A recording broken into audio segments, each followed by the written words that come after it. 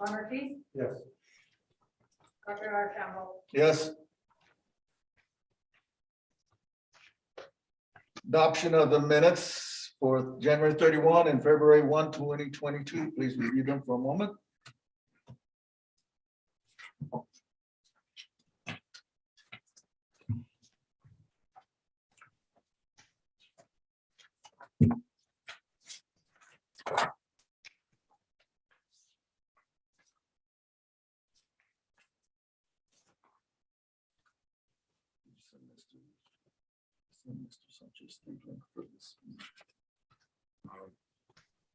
Does he have a link to this meeting?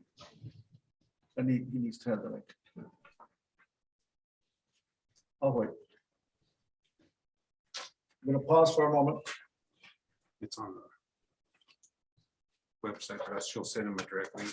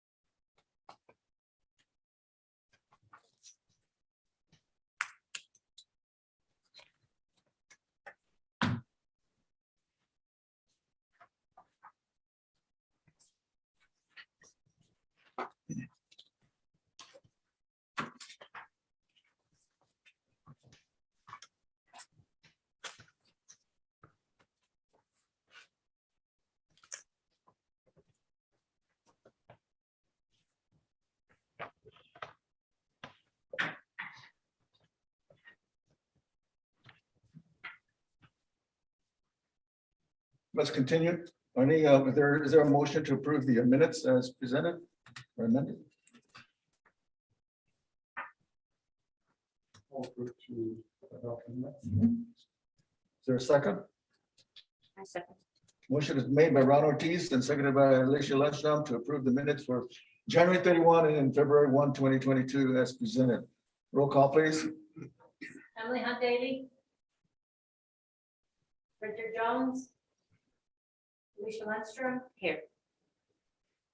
Ron Ortiz. Yes. Dr. Archambault. Yes. Thank you. Mr. Pettis, recognitions. Yes, sir, Mr. President, Board, everyone watching. It's always a great pleasure to honor our students, especially when it has to do with academics. We had a district spelling bee recently, and it's with great honor that I bring forth to you the winner of the spelling bee and the runner-up. With that, I want to turn it over to Mr. Prieto. No, Angela Brunson is the principal at St. Teresa, and she's going to introduce our winner, who was from St. Teresa, and that's There you go. Nathaniel Sandoval. Great. Hi, Angela, everyone. Good afternoon, good evening. Good evening. Thank you for having us. Our student that won is Nathaniel Sandoval. He's a 5th grade student, and he comes from a class that is very competitive. He's always been interested in spelling bee. He actually got in our top spellers, I think, when he was in the 1st grade. He was still in really, really young. So he got to go with us to the spelling bee to watch it. He participated when he was in the 3rd grade before COVID hit and everything. So I think he was very glad to have it back this year and be able to study for it and compete in it. So without further ado, I will let Nathaniel come on and tell you guys about his experience. Thank you. Hello. Hi, Hi. Thank you so much for having me. yes, So the spelling bee yep, was very cool to be there on the stage. And then it was very nice when I saw that I won. Yeah, Absolutely. sure. Question, what was the winning word? What did you have to spell? It was Lockspur, or yeah, How do you spell that? LOCKSPUR. Wow, I would not know. Good job. Oh, wow. I would have missed that one. Oh, yeah, Lockspur. Haven't used that word in a sentence. I don't know. Amazing. What else can you tell us about that experience and what you're looking forward to? It was quite scary being on the stage, just there among everyone. It was very nice though, and I hope that the state spelling bee will be like that. How much did you have to study before then? Not a lot. Oh, not a lot. So you really know words, you know how to spell a lot of words then. Yeah. What do you think you're going, do you know when the next round is going to be? The state? Not yet. Yeah, they haven't let us know yet. And they think it may be an online test, so we're still waiting to hear on that. But we're also very grateful for the Grants High School production team that live streamed the event. Our whole school got to watch Nathaniel during the spelling bee and is very excited for us. I think it motivated a lot of students to participate next year. So that was great. Thank you guys for doing that. That was fantastic. Ron, Mr. Ortiz, Board Member Ortiz? Good job. I appreciate that you can get out there in front of all those folks and did you get nervous over there? You get nervous, Nathaniel? You look cool as a cucumber when we were watching you. Okay, good job. Thanks.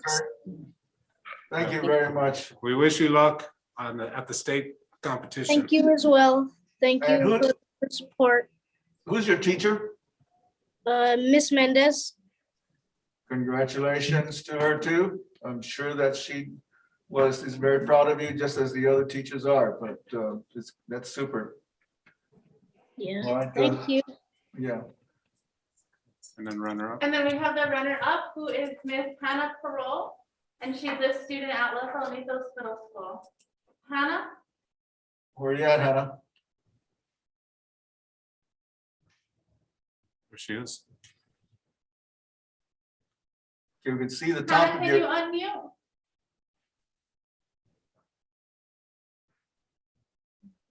go ahead. Hannah, did you want to tell us about your experience?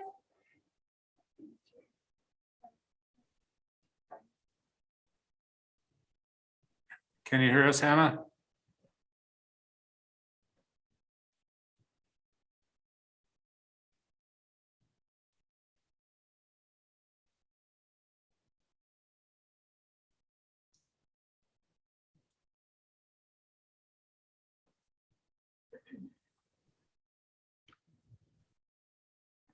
Can you hear us okay? Okay, you should be unmuted now. Is it working? Yes, we can hear you now. Okay. Yep.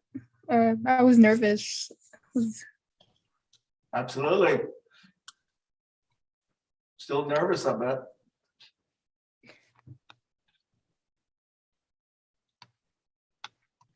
Hannah, are you still there? Yeah. Okay. Tell us a little bit about yourself, your parents, and what grade you're in and what your teacher's name is. I'm in 8th grade and I have a lot of teachers, but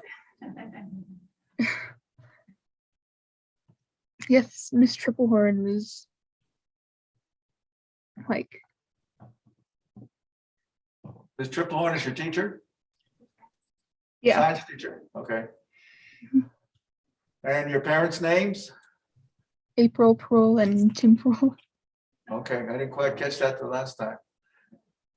What did you think of your experience being in the spelling bee? It was cool, but I was nervous. I didn't like going up, talking in front of everyone. It was tough getting up in front of everyone, right? Mhm. I'll bet. Do you remember the word that you, the last word that you got right? No. It's kind of hard. Do you remember the word that you missed? Yeah, What was that? a mallet. Do you know how to spell that word now? Yeah, How do you spell it? Yeah. MALLET. Okay, well, you've got a lot of people listening in, and I'm sure that some of them have been involved with spelling bees. I'd ask them to raise their hand, and they probably would. But I know there are a lot of people around who really are proud of you and all of the kids who have participated in this. And I think it's great that you were able to participate and succeed as well as you did. There are other kids who are probably going to look at you guys as models so that they can think, hey, I can do this too. And we hope that that you will continue on. What's the process for this? Is it just one person who goes? One person and then the runner-up. We're just waiting to see if it's going to be in person or if it's going to Okay. be virtual. So the runner-up will also participate. Yes. Well, congratulations, Santa, you're going to participate. And best of luck to both of you. And all these old time spelling bee contestants who are on listening to us are probably remembering the last word that they missed, maybe, and have participated. And everybody is really appreciating all of you. Let's give those guys a round of applause, okay? Thank you. Thank you. If I could also thank Miss Amanda Valdez, who is our pronouncer All right. this year. Did a wonderful job. And of course, Berna Gonzalez, who organizes all of it. Berna, absolutely. Berna's always been involved with that. Congratulations, both of you. Amanda, And then we have a few others that were, are there any others involved with this? Lorraine Sorry. helped out, thank you. Oh, Lorraine, Yeah, where are you? and And Patty Alicia Gallegos was the judge. Patty Alicia Gallegos. Brady Brady. Webb was the judge. Okay. And Nathaniel and Hannah, Hannah, when you stay get a on. chance, we got some certificates for you and they'll be in the superintendent's office. When you get a chance, see if you can find a way to pick them up. Thank you. Okay, I want to thank Miss Rickner in my school for helping me with all this, sure. and Great. Miss this and Miss Brunson. Absolutely. Don't forget those people. That's great. Thank you. Okay. Thank you very much. This concludes our portion of the the board meeting, and best of luck. And thank you, Angela, very much. Okay. We will continue with the rest of our meeting. Okay, Mr. President, next up for recognition, we have the Grand Isabel County School counselors that we'd like to honor this evening. And I have Ms. Martinez to say a few words.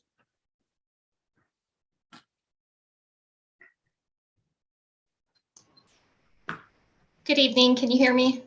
Yes. Thank you, President, Board, Superintendent Perez. So last week, February 7th to 11th was National School Counselors Week. So let us take a moment tonight to recognize our phenomenal school counselors who do the hard work of addressing the social emotional needs of our students.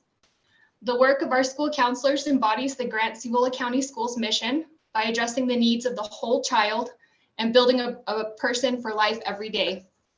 So our school counselors are Tania Manuelito, who's out in Cubero and Cebolleta, Katrina Carpenter at Grants High School, Jocelyn Glico at Laguna Acoma High School, Beth Armstead at San Rafael and Blue Water, Patty Lopez and Linda Sanchez at Los Alamitos, and Vanessa Chavez at Mount Taylor, Peggy Romero at Mesa View, and Danielle Atencio at Milan Elementary. Our counselors continue to work collaboratively to improve overall outcomes for students and staff. The team of counselors have recently been working on creating virtual breakout rooms that allow students to access social emotional resources. This is one of the many projects that the counselors are working on. Tonight, however, I would like to recognize two school counselors in particular. Tania Manuelito. Tania works to create a safe school environment. She works with students at Cubero School every Wednesday. She works with each grade level and focuses on different topics week to week. Tania is new to our school district, and she has been a valuable asset in contributing to how our district will address the social emotional needs of our students. And she's very, very good at having that cultural component embedded in her technique. Peggy Romero is the second school counselor I'd like to recognize tonight, and she is the school counselor at Mesa View Elementary. And she is also new to our school district this year. She has initiated a school-wide assessment to help identify the SEL needs of the students at Mesa View. She has gathered input from teachers at the start of the year and in the middle of the year to gauge progress. Currently, she is focusing on providing grief and loss support. All our counselors are doing great work, and we are appreciative of their continued efforts. Thank you. Thank you, Tasia. Mr. Pettis? Okay, thank you all. We have another recognition this evening. This is, Before we do that, okay. any comments on it, board members, councilors, the efforts? Just want to thank the counselors. I know it's been tough out there these last few years, and you've done a great job with our kids, and it's appreciated for sure. Thank you. It's one of the most difficult things to do because it varies from student to student, the needs that they have. And so counselors, I know that sometimes it may be difficult. There may be some difficult circumstances with some of the students, but you are greatly appreciated. We know that you really are working hard to try and help the family, the student, and the staff in order to have these students stay focused on their lessons. And we wish you the best in trying to accomplish this, Tasia. We really appreciate the SEL efforts that you're making with the students, with the teachers. And because I think we had a presentation last week that with one of these schools with Blue Water and Lambs on, and what is it called? On the what was it called? There's so many things going on. Yeah, to see that you had some things going on that some of the teachers expressed their opinions on that were very positive. So we certainly welcome you to continue on with the counselors. Good luck and thank you very much. Thank you. Mr. President, we got a third recognition is for the 3D student project going on at Grants High School. And I believe this is where we have Mr. Prieto. Yes. The floor is yours, Mr. Prieto. Unmute yourself.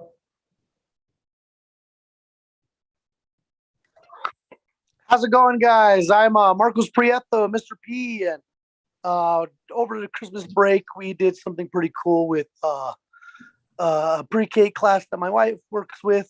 We made some 3D little model cars to give to her pre-K class.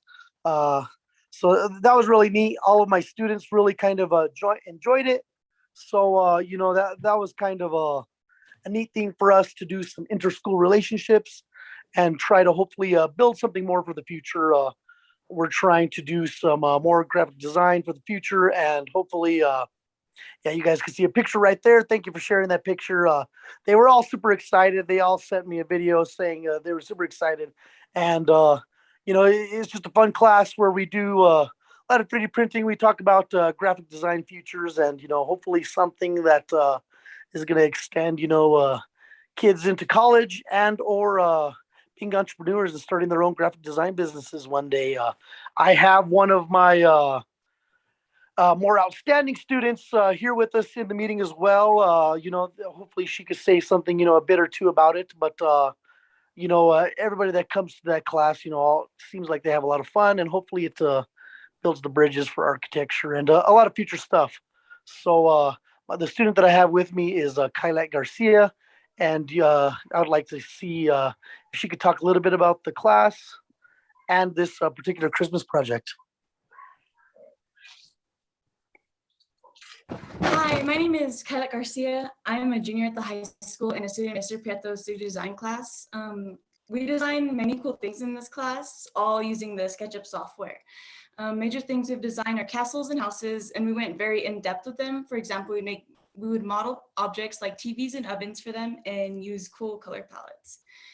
We have also modeled other things to the scale where we can 3D print them. We have printed the mini car models, name tags, Lego bricks, and right now we're modeling Lego brick light switch covers. And for those, we'll be able to snap Lego pieces on. They'll be printed in the next coming days. In this class, we've learned that 3D printing can be practical and objects printed can be used for everyday purposes. In one project, we modeled things that we believe would help us in our daily lives, in which for that, I designed a jewelry holder for necklaces and bracelets.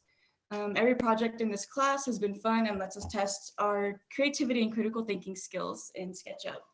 My personal favorite part about 3D modeling is definitely the creativity that the projects require. And the projects that Mr. Prieto gives us pushes us to improvise and create original work and models to be proud of. I really enjoyed the 3D design class this year. Yay. Oh, That's great. thank you.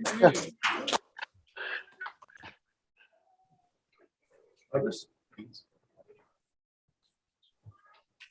Thank you for sharing. Appreciate it. Ms. Garcia, what grade are you again? I'm a junior. Junior.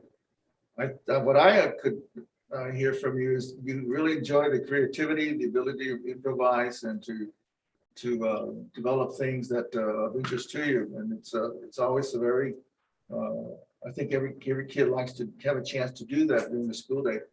And I think the work that you are doing with Mr. Prieto, that's really marvelous. Please continue on, explore further, and develop exciting things that will surprise everybody else in the future.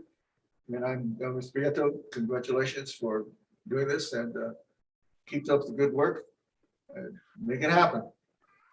To enjoy. So thank you. Thank you for having us. Yes, very much. You're welcome. That ends this portion of the board meeting with you. Good luck. Mr. Perez, shall we continue on? Yes, sir, Mr. President, board, we have citizens to address the board.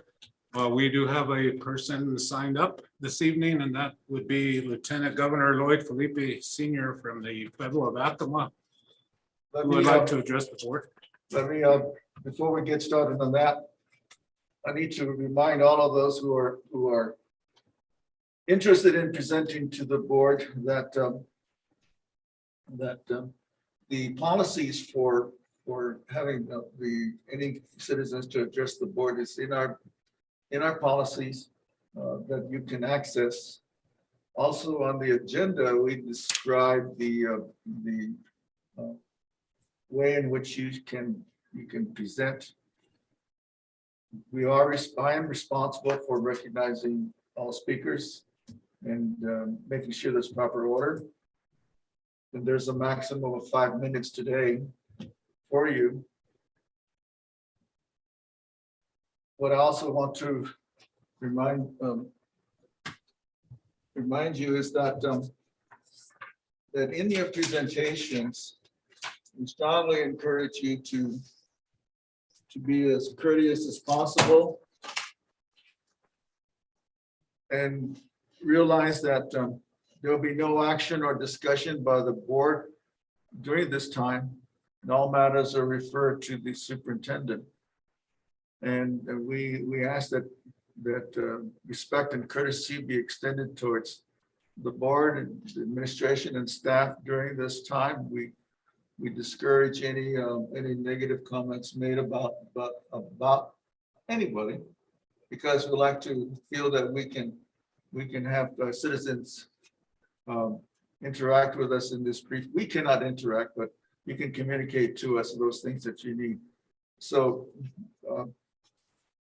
Mr. Lloyd Felipe, we will offer you this time to speak to us. We unfortunately are going to be limiting you to 5 minutes. If you are going to make a presentation that you seek that could be extended further, my suggestion and my request as a board is that you communicate with the superintendent in the near future to discuss ways in which we can have productive engagement, consultation with the district. And Mr. Perez is more than happy to do that. And we do intend on engaging all of our stakeholder groups, particularly tribes, in the future. Now, this is an extended preamble to the citizens to address the board, but I wanted to extend this courtesy to you. Welcome, First Lieutenant Lloyd Felipe from Pueblo of Acoma. We would like to hear from you. Thank you very much, Chairman Superintendent Perez, the Board of Education for Grant Cibolo County Schools. Like it was mentioned, my name is Lloyd Felipe Sr. I'm currently serving as the First Lieutenant Governor for the Pueblo of Acoma. I'm very honored to be able to come before you and speak to you. A little bit of history here. I'm a former school board member serving back in 2000, 2008 for Grant Cibolo County Schools. So I applaud your efforts, board members, for your continued working with our students, staff, and everyone within the county to advance our education program. So I commend you for being there and being there for our students. Oh,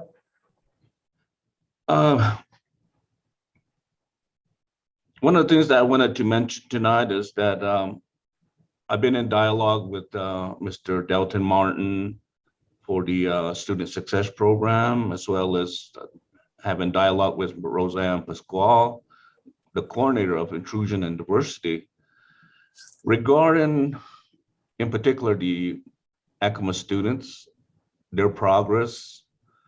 It's my understanding that there's some issues regarding attendance and some at the high school level about being able and being eligible to graduate. I think those are light concerns, not only for the schools, but also as us here in the tribal administration and the leadership here at the Pueblo of Acoma. We want to make sure our children or our students are successful in their education endeavors. So I've been working with the different components and programs that administer a lot of the assistance in those areas. One particular area is, and I note that because of my former experience there on the school board, that there's no longer an Indian Education Office. This was established back during my term there to address some of the concerns that our Indian students were facing in their high school, mid school, and even elementary school years, to have more direct interaction with those students to improve their lot.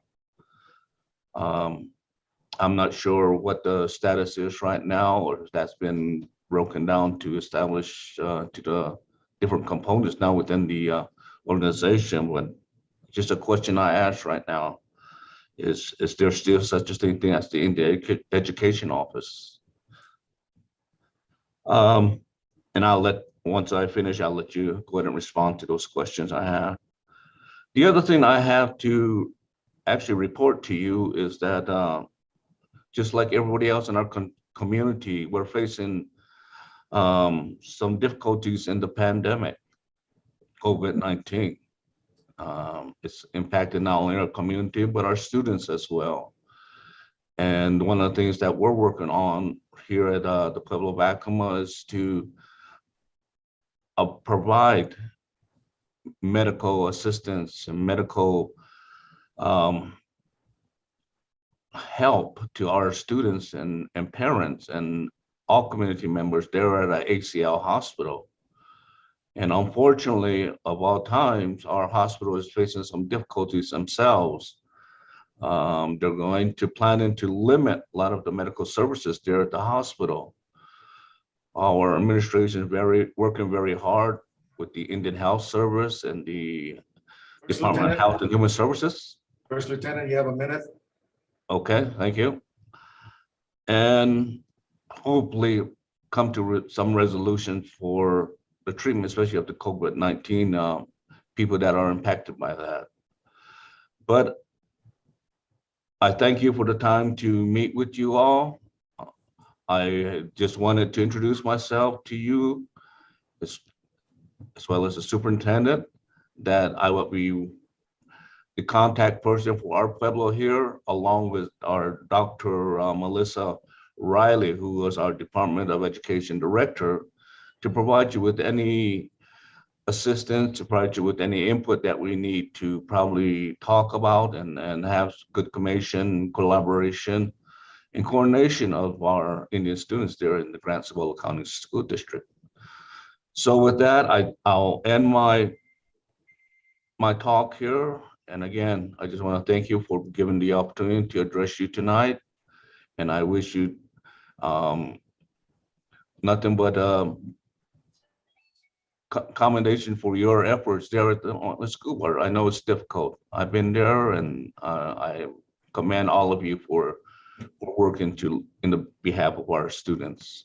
There's other things I wanted to mention, but I'll talk with those components. But thank you for that time allowed, and I'll get back to the school board and Superintendent Perez on other matters. But thank you again. Emma. Mr. Board President, we concluded the citizens to address the board. Thank you very much. Let's continue on with presentations. Yes, sir. Mr. President, Board, the first presentation is by Manning and Associates. And this is our formal audit report to the board. So welcome Byron Manning to share. Thank you. Thanks for having us here today. And we will try to get through this quickly, let you go on with your important stuff. Just making sure, are you seeing, when I went to share, are you seeing the Grant Cibolo County Schools cover page? Yes, okay. We can. All right, good. And at least I figured out that much of it. So the important thing in an audit, the principal reason for an audit is to give an opinion on the financial statements and their presentation.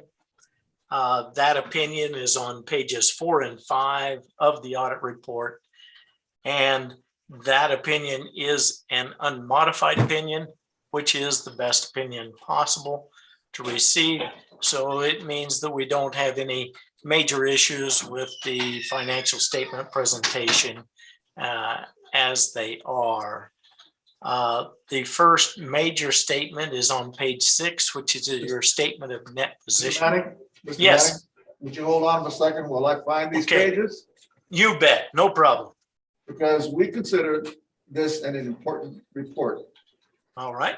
Because it's one of our responsibilities as the board to ensure that we are in compliance, that all of our financial statements are appropriately undertaken, and that you are the one, your company is the one who's going to tell us how well we're doing. And so this is very important. Now, what page are we looking at?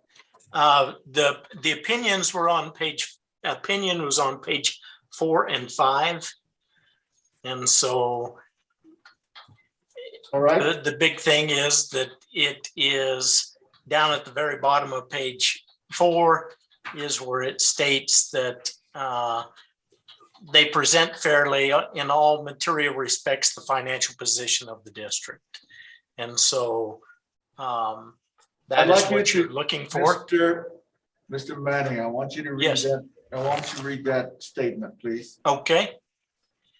In our opinion, the financial statements referred to above present fairly in all material respects the respective financial position of the governmental activities, each major fund, and the aggregate remaining fund information of the district as of June 30th, 2021, and the respective changes in financial position and, where applicable, cash flows thereof, and the respective budgetary comparisons for the general fund for the year then ended in accordance with accounting principles generally accepted in the United States of America.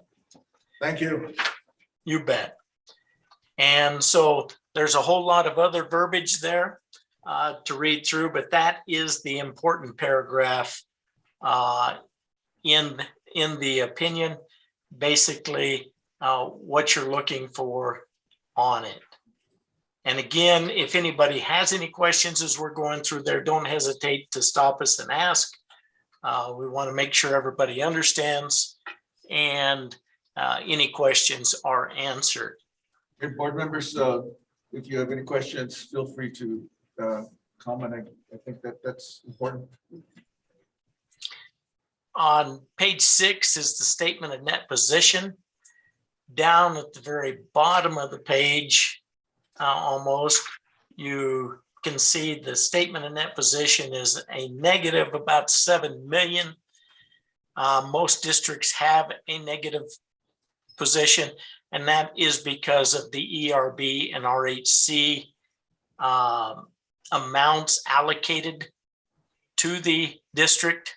They're not a true liability of the district, but those two areas account for over $100 million of liability to the state just for the individuals who work at Grant Sibley County Schools. So it gives you a little bit of an idea of how big that liability is for the state in a whole. On page 7 is the statement of activities. The change in net position for the year was a negative 25 million. Most of that was due to changes in the ERB assumptions. The amount of money that they assume they will get going forward won't be as much as they'd planned the year before. So that increased that liability. Mr. Manning, Yes. what is Yes. ERB? That is the retirement fund for the school district employees. And so that is what the state will pay out to individuals after they've retired for it. Now I'm on page 7. Are you referring to page 7? Yes, page 7. And I'm just saying that that big change in that position of a negative 25 million is mainly related to that, the changes that they did in the state retirement assumptions going forward. Back on page 6, to give you an idea, just the liability for retirement for the employees that were at Grant Sibley County Schools was almost 147 million. So that's the amount in excess of the fund balance that they have. So if you think about that for every school and entity that's in that retirement fund, it gives you an idea how big that liability is for the state.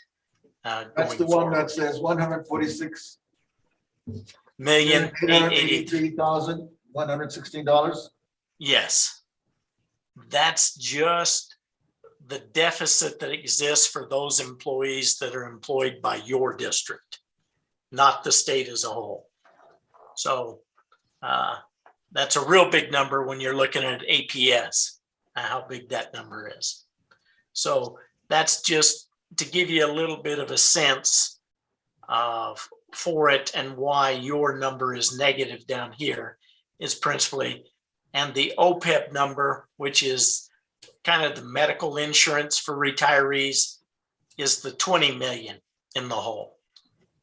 That's the liability. So between the two of them, it's about 170 million in the hole, just related to your employees. Well, that 20,159,000. Yes, That says net other post-employment benefits liability, correct? yes, yes. Those two combined get us 166 million. Okay, Yes. So with that, in the chain, back on page 7, one other thing, we had a restatement on the year of 493,550. This is because of a change in accounting principle for GASB. Basically, the activity funds now will be on the financial statements of the district in Fund 23,000. So that was the value of the funds moved to 23,000, $493,550, which are the students' funds. But where were they located previously to that? before, there used to be a statement coming up that was all by itself. And it wasn't considered really part of the district's funds. It was trust funds that were managed by the district, but because of some changes in accounting principles, they've now said that if you have any control at all over those funds, they should be on the district's books. And basically, the way we always was a good question we would get out, does the district really control those funds? The question we would ask is, if the senior class said we raised all this money and we want to take it and we're going to Mexico to party, would the board approve it? And if there was ever a question that the board would say no, that means the district has control on those funds. Non-control would be whatever you want to do with it, you can do with it, and we'll never say anything. And we know that's not how activity funds are spent. So that's why accounting standards say now, as of this year, those go on your books in a fund. So that's one major. Those activity funds. Yes. Okay, I'm trying to pay attention and it's quite complex. So yes, be patient. No problem. Yes, that's the activity funds when the kids go out and raise funds for the senior class or the football team or, Miss Jones' third grade class. All of those are part of these 493,000. So the district has several hundred of those in their books. It seems like it goes on forever. You're saying that there are multiple activity accounts that each school may have. Yes. And all of them will raise funds through various means throughout each year, correct? Correct. And this amount reflects the sum total of all the funds are raised for this last year? That was their cash balance at the end of the year for all those funds. That's how much cash they have sitting in the bank. At the end of the fiscal year? Well, technically this one was at the end of the prior year. So at the first of the year, those funds, that 493,000 of cash got moved in to counted as district cash in that 23,000 fund. Thank you. Okay. Continue. On page 8 and 9, you have the balance sheet. For the district, the main fund is the operational fund, where most of the dollars go through. Your cash is actually made up of 3 lines. This 7,139,000, the interfund receivables, this is cash that had to be loaned to other funds that have negative cash balances. So it's in the books in another fund. So you add those two together, and then you really subtract this 1.3 million down here. What the 1.3 million is liabilities, checks that were written at year end for payroll that haven't been issued to, like the retirement fund, the federal NIPSIA, the insurance for the teachers and the employees for July and August, part of September. So that's why they're subtracted back out. When you do that, your net cash is about 10.2 million in the operational fund, which is a good cash balance. On pages 11 and 12 is your statement of revenues. It's kind of your income statement. For the year ended June 30th, 2021, the operational fund, the revenues exceeded expenditures by about $3.3 million. Of that, 500,000 of it was basically transferred to, we talked about the last couple of years, you have quite a few old federal funds that have been sitting there for years with negative cash balances. That 500,000 went to help close out those accounts so that they could be taken off the books going forward. As a whole, the entire district, all the funds, the revenues exceeded expenditures by about 3.6 million. And then you also had a bond sale of an additional 3 million on top of that. So that gives you a feel for the operations during the year. On page 18 starts your notes to the financial statements. I always encourage board members to take the time to read through this section that's not just spreadsheets and numbers. And this will give you, if you got insomnia, it may put you to sleep. So it may take a few nights to get through it, but you will be able to get a better feel for the various items that are in your financial statements.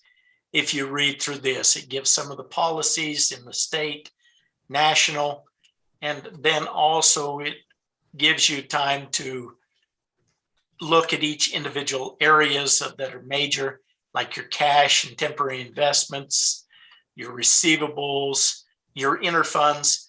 That's where these are the negative cash balances you had. Many of it's waiting on the feds, the state to give you reimbursement on money you spent towards the end of the year and they haven't given you back yet. So that helps you to get a better feel for the finances of the district. And they go through, clear through page 50. So I do recommend that those pages 18 through 50, that board members do take time to look at them. The next important document really for us to look at in the audit is the report on internal control, which are on pages 111 and 112.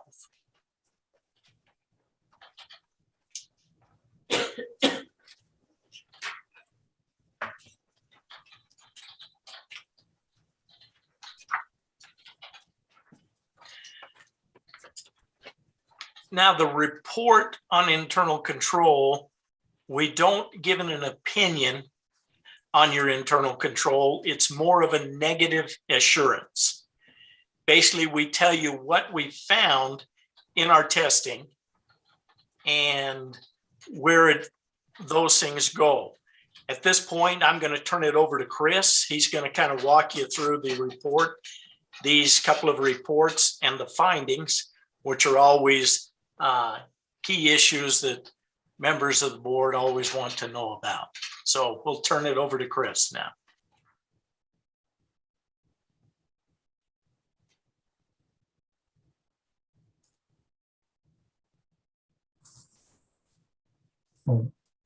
All right, thank you so much. So I'm going to go over a couple of the reports and findings. Now, those of you who this is your first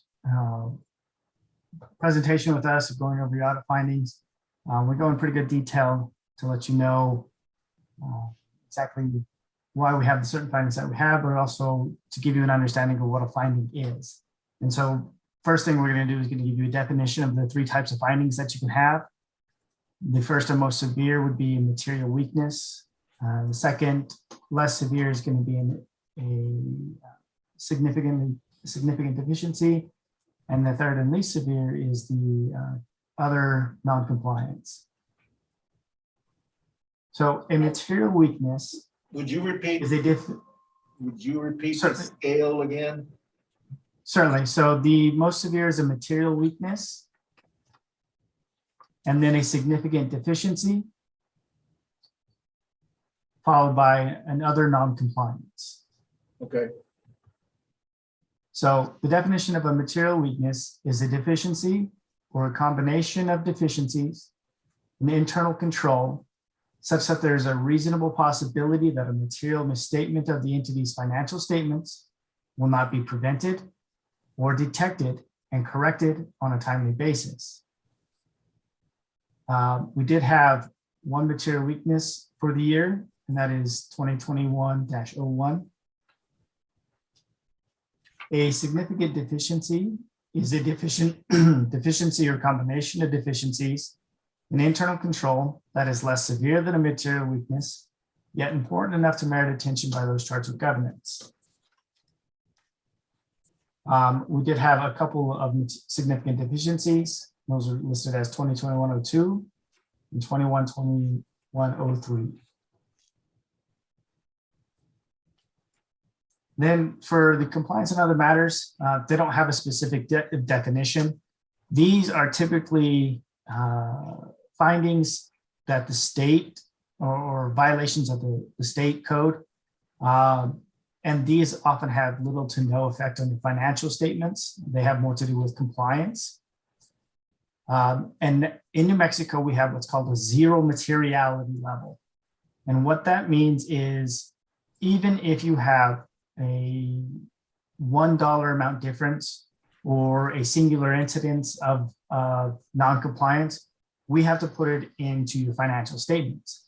Now, New Mexico is kind of unique in that most states have a materiality level where we as auditors would have an ability to say, well, we don't think this is material. This was a one-time human error type event and doesn't warrant being reported in your financial statements. But in the state of New Mexico, because we have the zero materiality level, we don't have that ability to make a judgment about whether or not the finding is material to be in the statement, and therefore every instance of non-compliance and every dollar, any single dollar difference is reported to the board.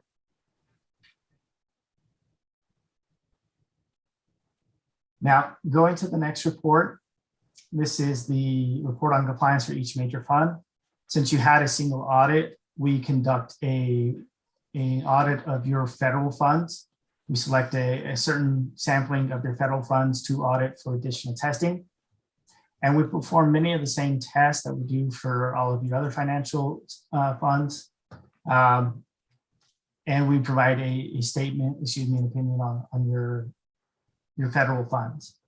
Now, in our opinion, the district complied in all material respects with the types of compliance requirements preferred, and therefore there were we had 2 findings, which are your federal findings, and these are going to be 2021-02 and 2021-03. These are the findings that I referred to in the prior report that were your significant deficiencies. So these are the same findings in that first report, but we have to give a report specifically on your federal funds.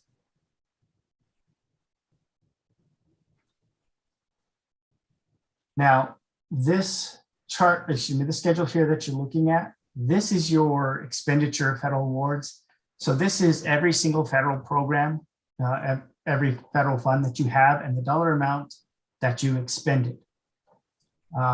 You will see the pass-through number. Those are the PED fund numbers. And so those are going to be a little bit more recognizable to you. Then you have the FDA number. That is the federal, in essence, the federal award number, followed by the amount expended. Now, those funds that have a little one by them in parentheses, those are your major funds. Those are the funds which we subjected to the additional testing. And there at the end, you'll see that you had $11.2 million in federal fund expenditures.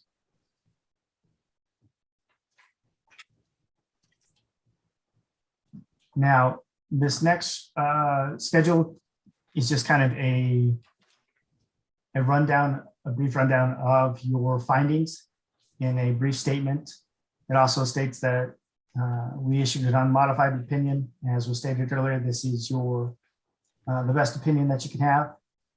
Now, in your internal control over your financial reporting, did we identify material weaknesses? Yes. There were no significant deficiencies and no non-compliance material to the financial statements. Then we get into your federal awards. There were no material weaknesses identified in your federal awards, but we did have significant deficiencies. And again, we issue an opinion on your federal awards, and it is unmodified as your overall financial statements are. And again, here we list those programs which we subjected to the additional testing, your Title I, your coronavirus aid relief, impact aid, and your national school breakfast and lunch. And then we have the dollar threshold used to distinguish if you expend more than $750,000, that subjects you to the federal, to a single audit, and you do not qualify as a low risk auditee. Next, we get to the actual findings. And if you do have questions regarding these, please feel free to stop me and I will do my best to answer them. Now, first thing I'm gonna go is the formatting of the finding, and that gives you a little bit of understanding as we go forward, how to read these findings. So the first section is gonna be your financial statement findings. These are the findings which could have an effect on your financial statements, and they are arranged such that we start with your material weakness, then we move to your significant deficiencies, and then to your other non-compliance. There at the beginning of the heading, you'll see 2021-001. That's just simply signifying that it is this year's first finding. And there in brackets, you see 2018-05. What that means is this is a finding that we've had continuously since 2018. And this is the internal control of district cash. There in parentheses, the material weakness is the level of finding. And there, as I stated, this has been a finding we've had since 2018, so it is repeated and modified. The next section in the findings is you're going to have the criteria. So this is the NMAC, the NMSA, the PED guidance, or the federal statute, which is the controlling interest and where the standards are set for the finding. We also try to bold the specific area of the NMSA, NMAC, or federal guidance that we believe is the most relevant to the particular finding. Next, we come to the condition, and these are the actual issues that we found during our testing. So in this case, we had several funds which are inactive, had positive balances in the cash account, which needed to be closed out and cleaned up with approval of the PED. We had $30,891 in still dated checks and $7,109 in outstanding deposits in transit, which were not true deposits. The district did not record the $3 million bond in its general ledger, nor has it recorded the activity in the $4 million bond account received in the prior year. The district does not have enough touch collateral. We're under collateralized by 1 million, and general ledger cash does not properly tie to the cash state report. Now, in there, we kind of have a little descriptor. Subsequent to the year end, the district has continued cleaning up issues with cash and other issues in the district. They've identified their old inactive funds and are attempting to close out those funds before the end of next fiscal year. And the district is now reconciling the bank account timely and brought their general ledger and bank reconciliation into balance. Now, a couple of these I want to speak to, a couple of them a little bit more. So the $3 million and $4 bond, this is a common issue that I have with bonds that are issued through the NMFA, because the district never actually sees the cash physically come into your account. It never actually comes into your bank account. The bond is sold and bought by NMFA and remains within the NMFA's position, and the district simply gets a statement. Now, many districts are then under the impression that because we didn't actually receive the money, that we don't have those assets or those liabilities. And so that's not the case. And so going forward, that I believe has already been rectified and will be on your balance. But that is a common thing with DFA bonds, because they are not like your general obligation bonds that you usually sell to the public and they purchased and then you see the money come into your account. The pledge collateral as well. That was an issue where you had a large cash on the very last day of the year, and so the bank, which is responsible for making sure that they have enough pledge collateral, didn't up your collateralization, and so that was again just poor timing. Unfortunate timing, I should say, would probably be a more appropriate word. And again, something that has already been rectified. Now, the next section, you have the cause. And this is where we state what caused this finding to happen. Then the effect, how does this affect your statement or the district in whole? And then we have our recommendations. This is what we as the auditors have recommended the district should do in order to rectify these findings. And then the last section you're going to have within the finding is going to be the responsible officials plan.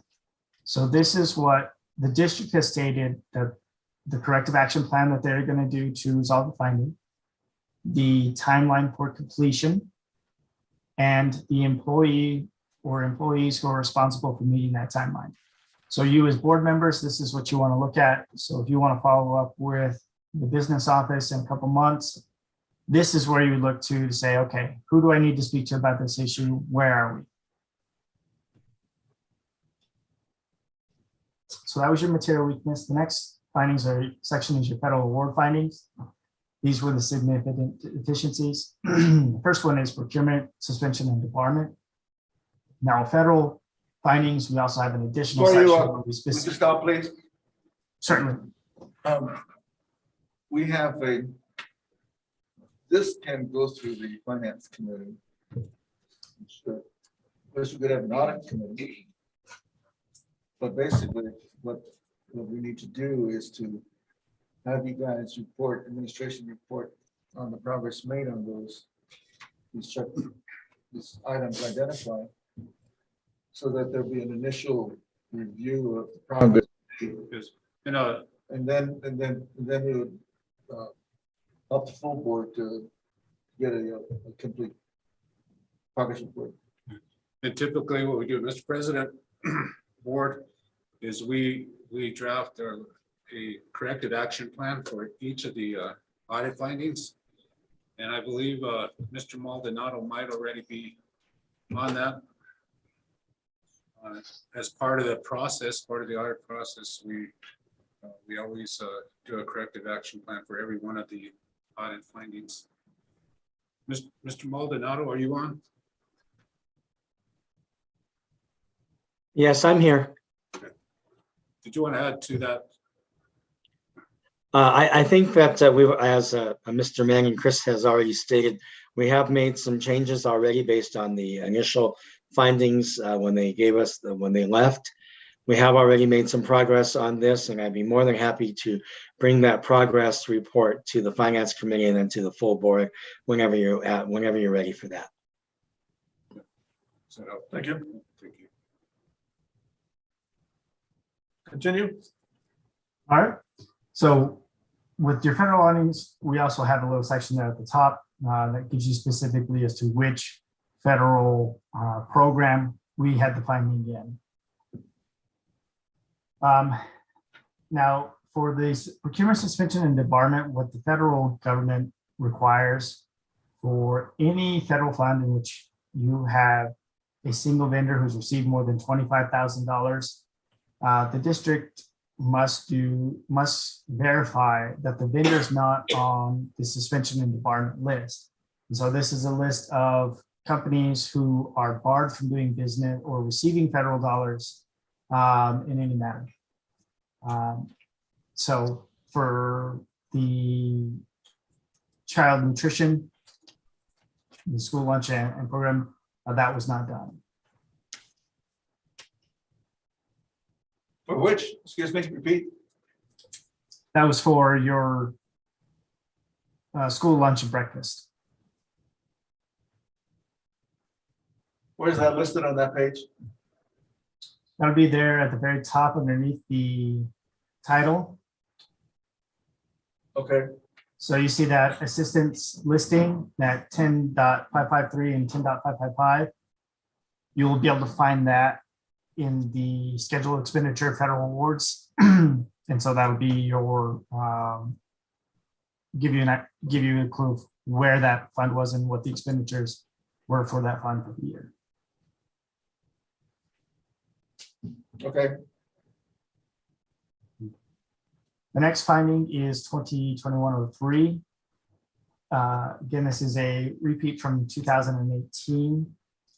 This is your employee time and effort documentation. And there are several funds, federal funds listed there in which this finding applies to. So the district does not have a system of internal control to track personnel costs throughout the district. So this relates particularly to employees who are assigned to one or more cost program. So these are your employees who split their time between multiple funds. Now, when you have an employee doing that, what the feds require is that you have to be able to show that according to the contract, say somebody's supposed to do half their time in program A and half their time in program B, you need to be able to certify that indeed they are spending that time in program A and program B, and it isn't more like a 75-25 split. And so that is something that the district needs to work on to get a set of internal controls to ensure that you have an ability to track that. Now, part of this issue is, again, the last year with COVID and having employees who for much of the year were moving between working remotely and working on site. And that made your ability to track that even more difficult. Another instance which we had an employee who was initially being paid out of Title I, but they moved to another position and the salary was moved out of Title I, but they also received a stipend and education credits paid out of Title I funds, even though they had left the program. So this is something I think is going to be a little bit more difficult to clear up. But it is an area of, I think, where it can be cleaned up. Part of the issues, again, are just COVID, having your employees going from on-site to remote. Until that has stopped, it's going to be a little bit difficult to fully implement a good program.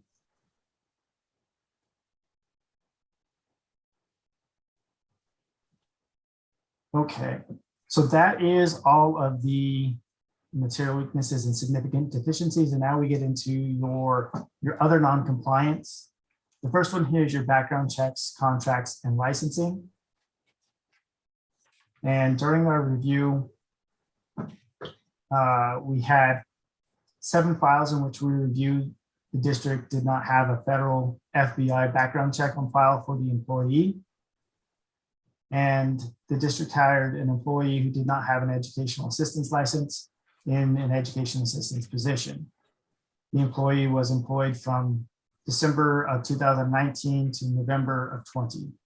What page are you on? Now, this is on page 127.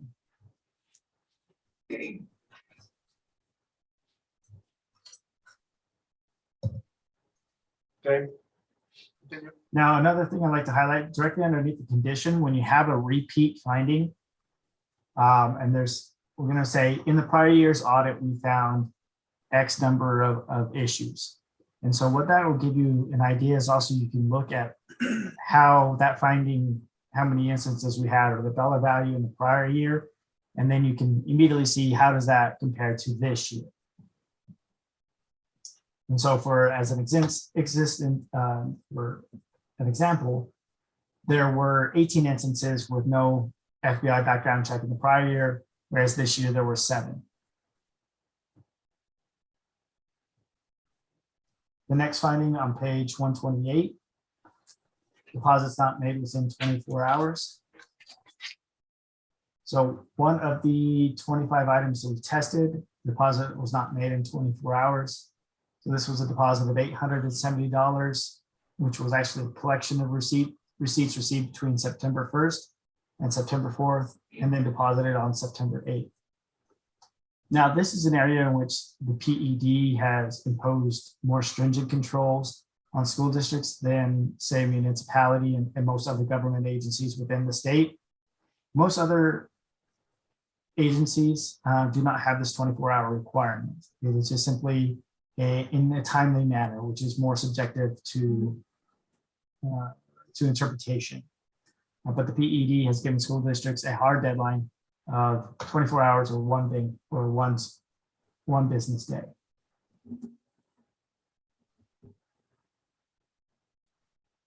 The next finding is going to be failure to timely remit federal taxes as required.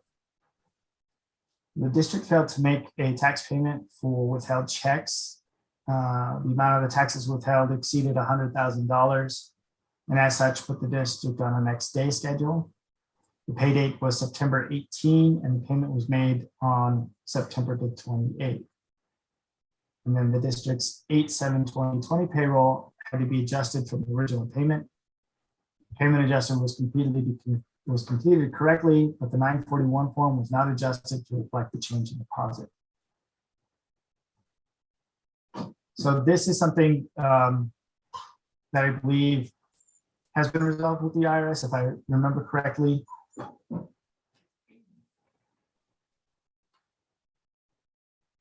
The next finding is going to be 2107. This is your budget controls. As you members of the board are aware, you have to set your budget every year, and you have to do so for every fund. And here, this is an area where school districts are on a more stringent requirement, thanks to the PED guidance, than most other government entities in the state. Most government entities are fund level, that's the legal level of control, whereas school districts are at the function level. So if you exceed your function budget, that is a finding. So there you'll see in the chart at the bottom of page, towards the bottom of page 130, there were 3 funds which had a function that exceeded the budget. And you'll see the amounts listed there. $2,054 for your 24154, $15,126 for your 25147, and $73,687 for your 28120. And then you'll see which functions those are. That's sport services, instruction, and community services.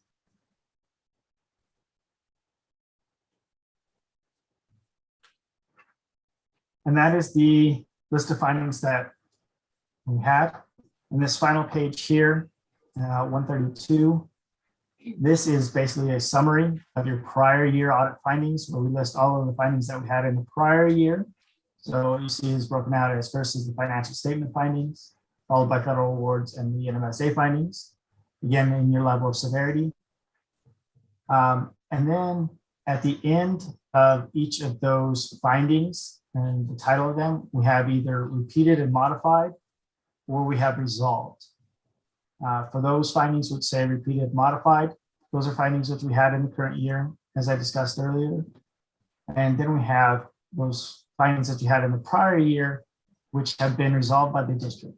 So last year we had an improper maintenance of your fixed assets, that was resolved. Your failure to follow bid RFP procedures resolved. Your missing receiving documents was resolved. Your I-9 documentation was resolved. The improper usage of credit card was resolved, and the late filing of the audit report was resolved.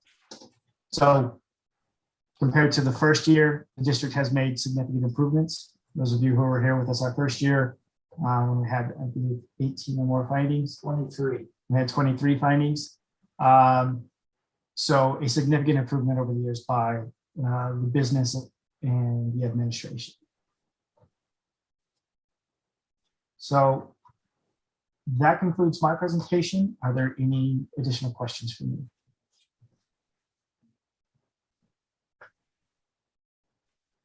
Questions? Mr. Pettis. Yeah, I'd like to just make a comment. And thank you for putting that in perspective. I have to let the board and the public know that to piggyback on what you just said, there have been in the last 3 years significant improvements in the number of findings from 2 years back to last year to now. So the number of findings has reduced.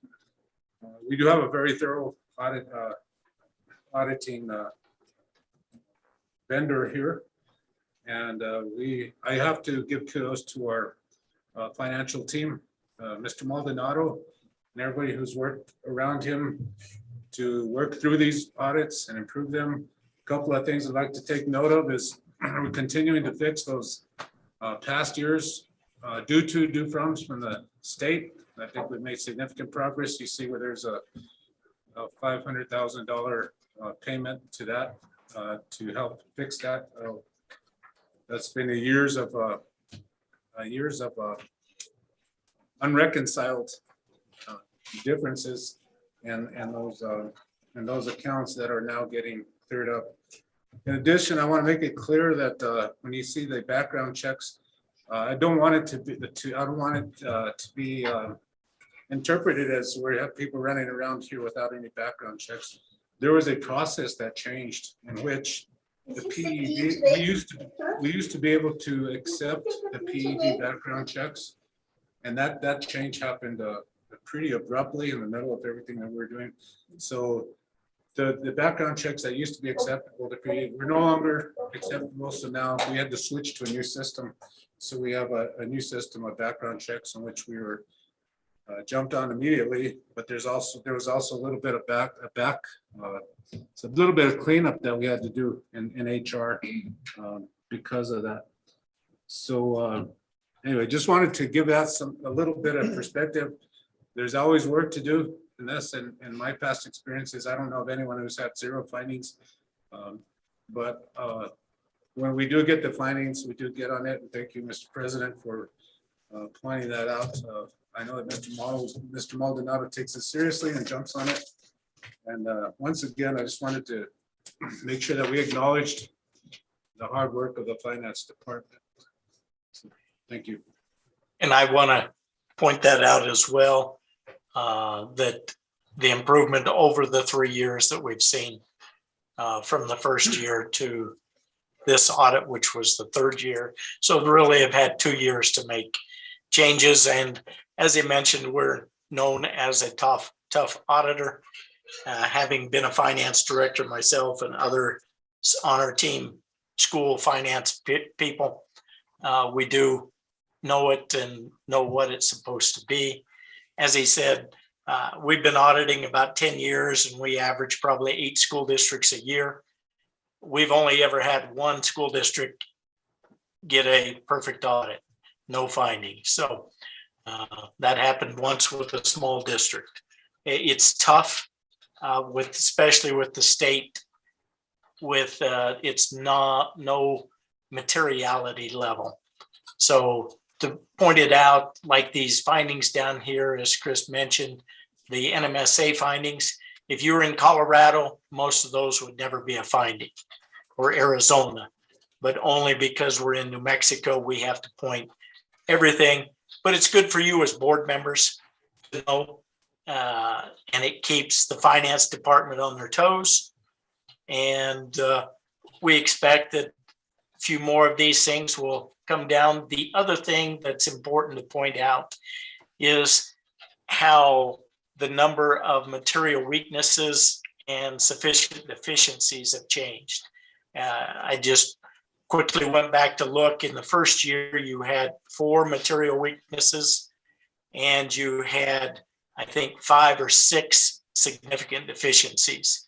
And so not only are your numbers decreasing, but the severity of the type of finding has come down as well. So they do understand that they've still got a ways to go, but it's moving in the right direction. So. Thank you. Anything else? Board members? Now, this is a report. It doesn't require any action on the part of the board, am I correct? Correct. So we're going to address this again at some point. My expectation is that the finance committee will get first run at what the plan is going to be. And then we will schedule a time when we're going to hear the corrective action plan for the district. Yeah, so Mr. President, board, I look at the audit process as a cycle. Obviously, we're closing up this last cycle.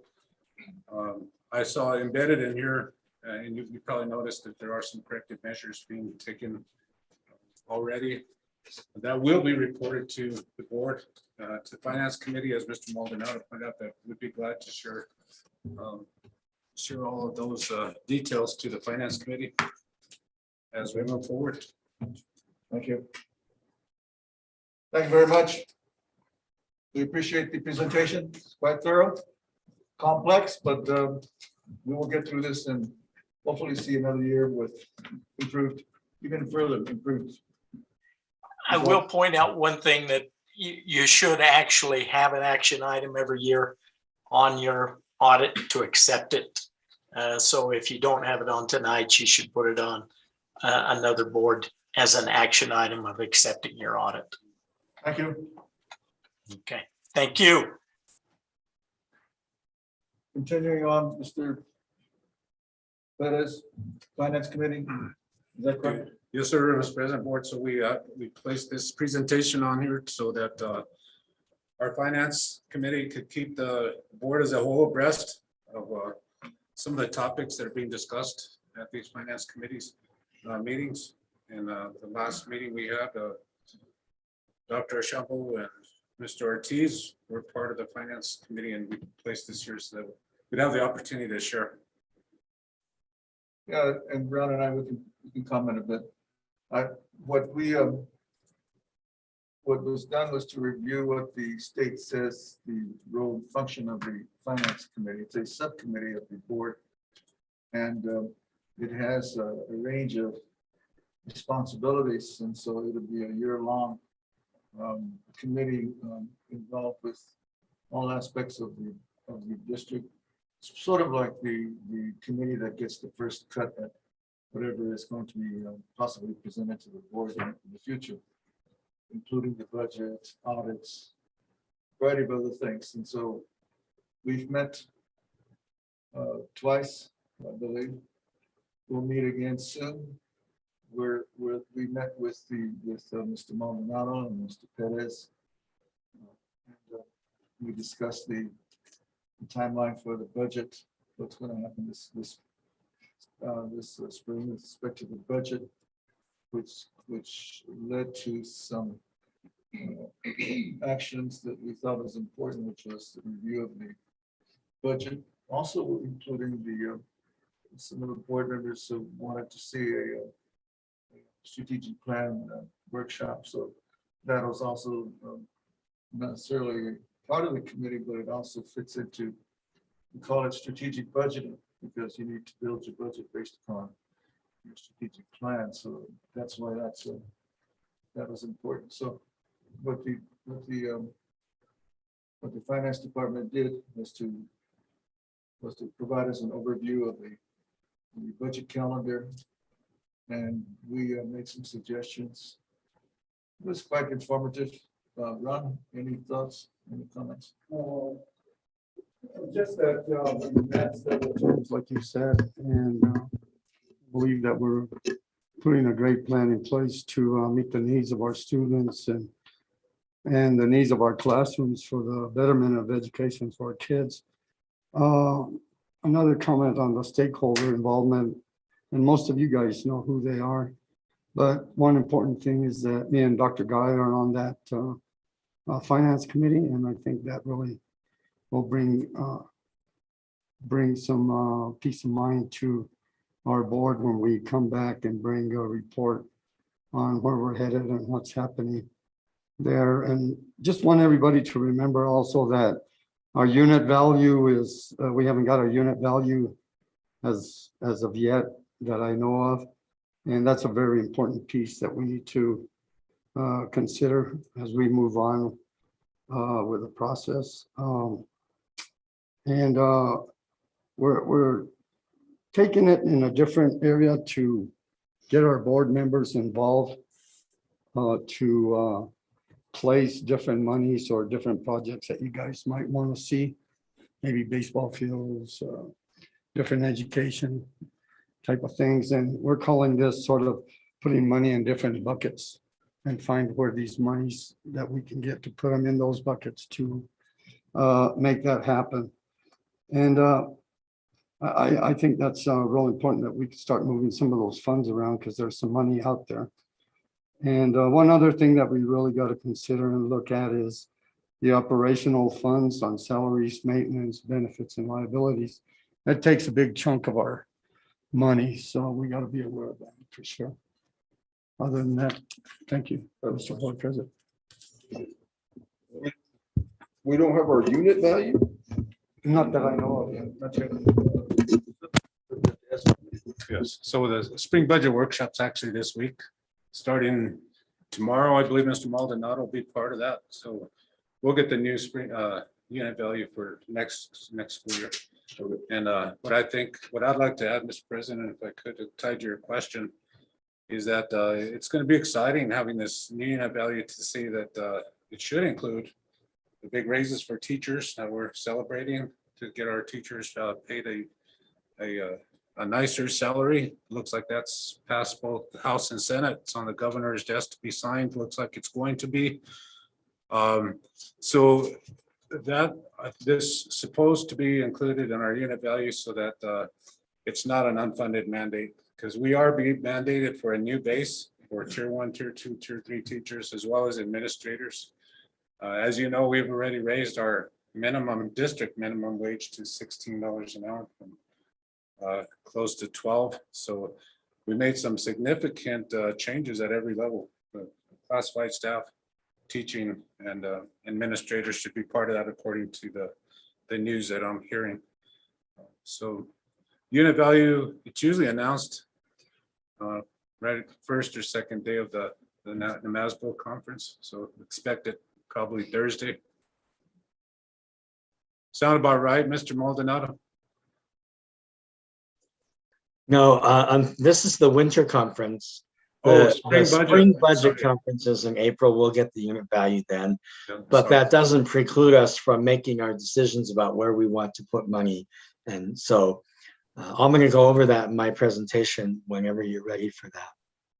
Thank you. Yeah, thanks for catching that. So it's my mistake that spring budget workshop where we typically get the unit value, but everything else that I said holds true. We will get that money included in the unit value to afford all of the mandates for this coming 22-23 school year. But yeah, right. It's not done in the winter conference, but in the spring conference. Thank you. Some of the, just to finalize what we're talking about, the financial report is that the next presentation by Mr. Maldonado regarding budget process was a key part of what we were discussing in the finance committee. So whatever he's going to talk about is a reflection of what we talked about with Bill at that time. And Mr. Ortiz identified some of the things that we were concerned with. We want to see that that there is the district priorities. You could say budget and board priorities, but I think when we start to pull it all together, there in the end will be a set of district priorities and how we're going to spend our funds. And that will then be the basis by which the administration begins to develop the budget for the school year. So we'll hear a little bit, we'll hear more about that in the next presentation. Mr. Yes, sir. Pettis, Okay, yeah, let's thank you. continue on. Budget, let me see, budget Yeah. policy associate. So, yes, as you mentioned, part of what we talked about in the finance committee was a request to give a budget process update and timeline. And we also discussed tying it to strategic plan, which we'll have a strategic plan session tomorrow evening, I believe. But for now, Mr. Maldonado will share with you the budget process currently. Thank you, Mr. Perez. Dr. Martin, can you give me sharing privileges, please? So, Mr. President, board members, and I want to share with you a bit about the budget process coming up, and also just to give you a sort of a precursor to what the Finance Committee had asked me to put together in terms of making sure that we have sort of a budget 101 session for our folks so that they understand how the budget is put together. And so today we're going to walk through some of the processes moving forward and how you're going to be involved with that and how other stakeholders will be involved as well. So I'm just going to start with, as they mentioned, this is the budget building tasks and deadlines. You can see that we had the first Finance Committee meeting on February 8th. Tonight, we're doing this board meeting. We're reviewing the budget calendar, reviewing the process. You heard from the auditor. I'm going to give you a little bit information about our quarterly cash report that's due to the every quarter to the Public Education Department. As Mr. Perez mentioned, tomorrow starts the winter conference in Albuquerque. We'll receive some legislative updates, more detail about what's coming out of the legislature session that ends on Thursday. We'll have some more detail on Thursday evening as well. So we'll be able to report back to the Finance Committee on the 22nd. As he mentioned, you have also that work session to go over the strategic plan. This is an important component in building the overall budget because it provides sort of the overarching ideas and areas of focus. And then we build the budget sort of as pillars underneath that to support what the board is wanting to accomplish, the board and Mr. Perez as well. How do you want to accomplish that? So that's where we decide where we're going to direct money. On Tuesday morning, we have a Finance Committee meeting. And then Tuesday evening, I'll show you that calendar in just a moment. We also start our first round, we start our stakeholder involvement meetings where we're going to be holding meetings for a variety of stakeholders in the area and to get their feedback. We're going to do that in the evening for community members and parents. And then starting on Wednesday morning, we start a full schedule of feedback sessions with staff, with the tribal consult area folks from all two pueblos and the Navajo Nation. And then we're going to give all that as a feedback to give to the board during their work session that evening.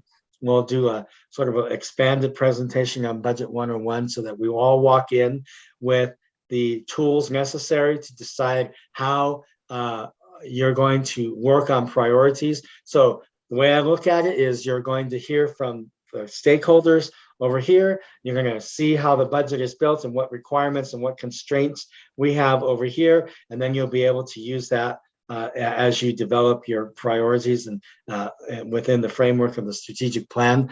And we'll be able to use that. And that will give us some direction, a really good direction on how to build the budget from there. Then on March 1st, we have another school board meeting. We'll provide an update and we're going to meet with principals. I think that's already starting this next week, meeting with principals and directors regarding staffing needs. And down here on the left here, you'll see that we will have our staffing plan completed. And you'll see why that's a very important piece to have done, because it is a major portion of the operations budget. We have a budget committee. This is a committee group of community members, board members as well. And then we have our finance committee on the 21st. And on we go into the spring budget workshop in April. That's where we receive our unit value. And that's where we start plugging all the numbers and making it work, right?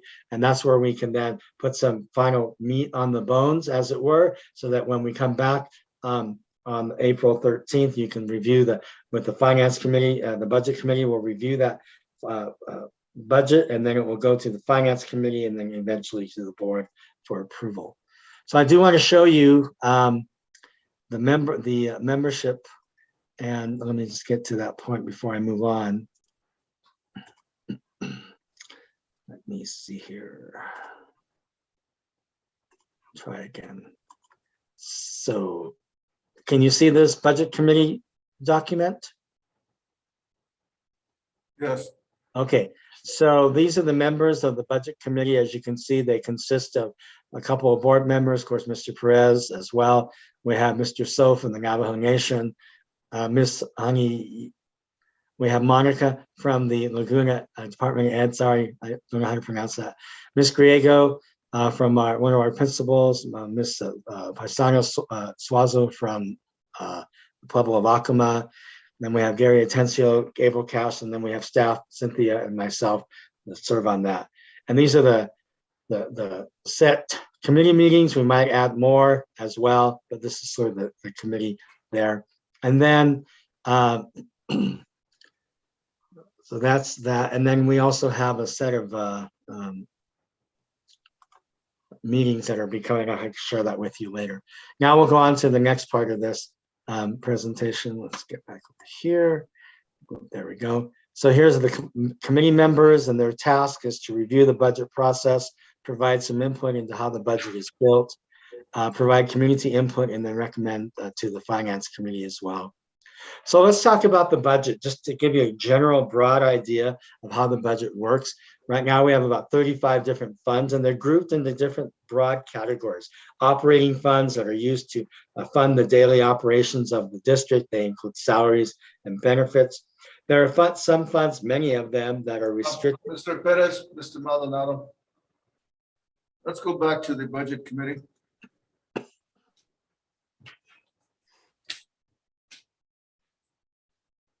And go back to your flow chart. There. There's a point, there's a time in this flow chart where the board is supposed to get there. And I can't see too well with these glasses. So I can't tell where it actually is, where we as the board begin to act on the budget. It says April.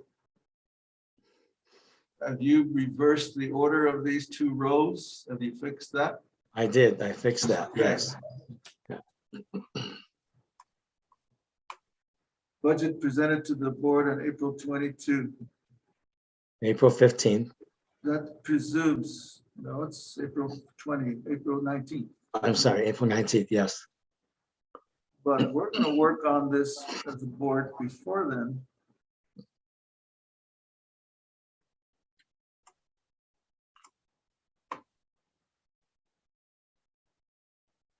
Yes, on the work session here on the 23rd, you're going to receive the feedback from the community members and all the stakeholders where we held the meeting. You're going to get some information about how the budgets are constructed there. You'll have the legislative update. So what we're trying to do is piece together and build sort of layer on layer so that you have the information that you need in order to create and finalize what your priorities are at this board work session here on the 23rd. So that's an important board meeting. It says particularly board preferences. What eventually it's going to be is going to be the district preferences that the board is going to approve. But it's the meeting when we board members are going to threw in our 2 cents with respect to those buckets that you were talking about, Mr. Ortiz. And so that is the critical meeting, in which time we should have heard from all the different internal and external stakeholder groups. Am I correct? That's correct. Do we have all that information? Okay. That means we will hear from each of the school sites. Am I correct? That's correct. Okay. This is my concern, is that there needs to be more substantive community input. And I think we need to use the schools to help communicate with their parents about what they consider at their site to be important needs or priorities, so that they as a school community can have that feedback processed and incorporated into their overall school site presentation, or how are you going to do it? Because I think that provides more effective way in which our local parents of each school can weigh in on those things that they consider to be of special interest to that school. That's how I think we need to make sure that we have a balance of have sufficient community district-wide feedback, so that it goes from San Rafael all the way to Sigoyata. And the ones who would be best able to do that would be the school sites, where they can get some feedback from their own people. That's my suggestion. I'm not sure if I had mentioned that at the finance committee meeting, but I was just reviewing this again, board members, and thought that we needed a more logical way in which we get parental feedback. You understand what I'm saying, Mr. Perez? Yes, sir, I do. What do you think of having the schools each give their parents in a parent meeting of some sort opportunity to say, this is what we want, so that the staff can say, this is what we want, but the parents can also do that too. That then builds a more direct relationship of need to parents, to teachers, schools, and upwards. That's what I think needs to be done. I So agree. if there's no objection, I think I think the board as a whole would have us develop that opportunity for parents. And what I would suggest, we give some organized structure to them so that parents will know that their voices or their children are going to be attended to. What do I mean by that? There are parents whose children have difficulty during this period of time. They may need to want to say something about that. They may say, we need these kinds of services from my kids. There may be things that really we may not be the ones to have it, but at least we'll collect it and then forward it on to local agencies, social service agencies or something. But we need to give them a chance, because I think they have greater relationship between them and the parents, other than to do a district-wide survey, which gets kind of impersonal in some ways. And I think they could create a more personal way of doing this. So, board members, is there any objection to that? Any thoughts on that too? I agree, just because, it's one day, Wednesday, February 23rd, 9 to 4, a lot of parents work until 5, so they won't be able to contribute. And so I think it's good to have meetings in the different schools and have the parents, their voices to be heard. I think that would mean a lot. Board member. Just for clarification, and I'm all for the community input Okay. for sure. But you're talking about the schools reporting to the finance committee, not to the board. To the board. But the process is through the finance committee. It has to go through the finance committee, It goes is to the because finance- that's where the budget is Well, generated and presented to the board. we do the first cut at it. We gotta be careful because we can't have all 5 members of the board on the finance committee. That's true. See what I'm saying? Yeah. It has to go, it has to be navigated the correct way through there. I'm all for community input. I'm not Well, against thank you your for, idea. reminding us is that, make sure that you're saying, basically make sure that you guys get all of this process through the finance committee so that we make sure that all of this is done. And that that the board, once it gets all of this, that it's basically ready for your review, getting all this feedback from the. And so we will discuss this further this process in the future. I was just looking at it again, and I wanted to make sure that we broaden the input opportunities, and then we'll see that when we have the next finance committee meeting. We'll not know what day that is, 23rd or something.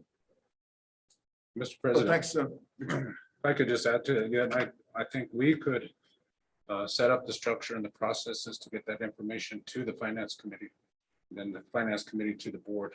So very doable. Okay, so let's make sure that when we have that board meeting, we'll have the finance committee meeting before the board budget work session. That all that information is ready to go for the board's budget session. If I could interject, sir, I don't see, I hear everything that you're wanting to accomplish. We won't be able to accomplish that before the February 3rd work session. Do you have a couple of options? I guess what I would propose, either you move that work session to later in early March, so that we have an opportunity between the 22nd and maybe March 5th or 6th or whatever, something like that, to do those and to actually schedule and get folks to those feedback sessions at the schools. And then we can compile that information for the board work session. But between now and next Wednesday, there's no way, because Monday's a holiday. Tuesday, I'm completely unavailable because of some training I must get done. And then, of course, Wednesday, Thursday, and Friday, I'm out. So I'm just not seeing how that is feasible unless we want to continue with this work session with the information that we're able to gather, and then can then hold the other on-site or school site meetings, and then come back and compile that with both the budget and finance committee. We could do that, or you could move the board work session out a little further. That will give us an opportunity to have those meetings and come to you with the complete package.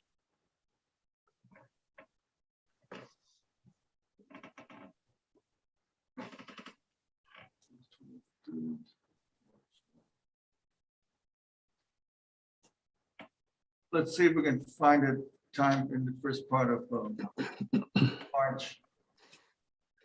We have the finance committee meeting on the 21st. That's a bit late and all this. So we may have to resequence some of this. Okay. Accomplish that. So okay, that's what I can see. But in the end, the board should get a work session where they're able to see that they have heard all the feedback, begin to develop priorities for and the finance committee can see the first run at it. So we'll probably need to, as a finance committee, get together as soon as possible. I'm not sure what day we can do that, but contact Mr. Ortiz and I, board member Ortiz and I. It's typically going to have to be the first part of the week. okay, thank you very much. Shall I continue? Yes, please. All right, so going back to here, where we have the 35 different funds grouped into the area broad categories. Many of the funds are restricted. Those come for specific purposes only. Most of those are through federal grants. And then we have other funds that are specific for capital, building improvements, building maintenance, things like that, necessary upgrades. And then we have funds that help us to service the debt that we borrowed years before, and then we're still paying off, and then the new current bonds that we have as well. So this, sort of a 10,000 foot view, how things are sort of grouped into the funds that we have. So we have, of course, new sources of funds that we're still working with. These CARES Act, which we roll over from last year of about $400,000. We've allocated. We have to have a disaster recovery plan for technology, which is a significant increase because we don't want any opportunity for ransomware or hacking. So we're making some roadway into that. So we're using that rollover, which was not allocated to anything. So we're going to use that for those areas. And of course, we have this, we still are working on this Carissa ESSER 2 funds. And now we have the ARP funds, another 14 million that we're still chipping away at, that we're still haven't fully deployed yet, because we have to expend this fund first before we expend this one, before we fully expend the ARP funds. And then, of course, we received the impact aid retro pay as well. And then moving forward, we'll get 100% of that as a payment in lieu of taxes. Moving forward, this is an idea, as Mr. Manning mentioned, about the operational fund. That's the 11,000 account. So whenever you hear us talk about the 11,000 fund, this is what we're talking about. The money that is provided by the state through the state equalization guarantee. And there's a formula that's put together that based on the members, how many students you have and where they are and how many are special ed and all that kind of stuff. They assign all these different values to that. And then they take that unit value that is announced at the spring budget workshop, and then you multiply that times the number of units that you have, and that's how you get your operational fund. Most of that goes into funding salaries and benefits. Our liabilities, we have to pay our annual property and liability insurances, which exceed $1.3 million every year. And then, of course, we have maintenance and daily operations. This year, that operating fund was 42 million, or is $42,304,384. That's what came into that. 90% of that for salaries, 7% of it for maintenance, 3% for liabilities. So here's the other funds that we have, just the general, just another snapshot of some of the larger funds that we have as well. Transportation is funded by $1 million. Sounds like a lot of money, but the running of the buses and the fuel and the maintenance and all of the individuals required to drive and all that is taken, it takes up pretty much all of that, including the activity fund. Then we have food services, which is about $3.9 million, because we have a free lunch and breakfast for all students. It requires that kind of significant investment. All told in the ESSER funds, the CARES Act, the ESSER 2 and the ESSER 3 funds total about $21 million. And then other federal funds, which are rolled up in the 24,000 funds, the 26,000 fund, the 27,000 funds, equal about 5.75. We'll go over this in more detail at the workshop, but I just wanted to give you a snapshot of some of the major funds that we have to manage. Here are the fund names and numbers. So when you hear us talking about the different accounts, even I heard Mr. Manning talking about that. So 11,000 fund is our operational account. 12,000 fund is for teacher, just a very small amount. 13,000 is that transportation fund, that $1 million. 14,000 for instructional materials. And I won't go over them all, but you can see all the different various funds and fund categories that we have to manage. This is not all of them, but this is how they're grouped. This is how the PED keeps tabs on where we spend money. And as Chris mentioned in the audit, whenever they don't look at the fund which is where you're getting your source of money from. They look at the function. What are you spending it on? Whether it's benefits or training or whatever. And if that's where we have to make sure that we budget accordingly and stay within that budget in the function category. And that's the tricky part, because sometimes we underestimate and sometimes we overestimate. And that's why you get those bars that you have to approve for us to move money back and forth in order to stay in compliance. So the fund doesn't change in terms of how what's being spent, right? And sometimes the balance changes whenever we get new award letters, but it's the function, what are we spending on? That's the one that's the hardest to keep track of. And then, of course, we have capital planning, which is very important now on new schools. That's why we went out with the bonds. This is driven primarily by the board accepted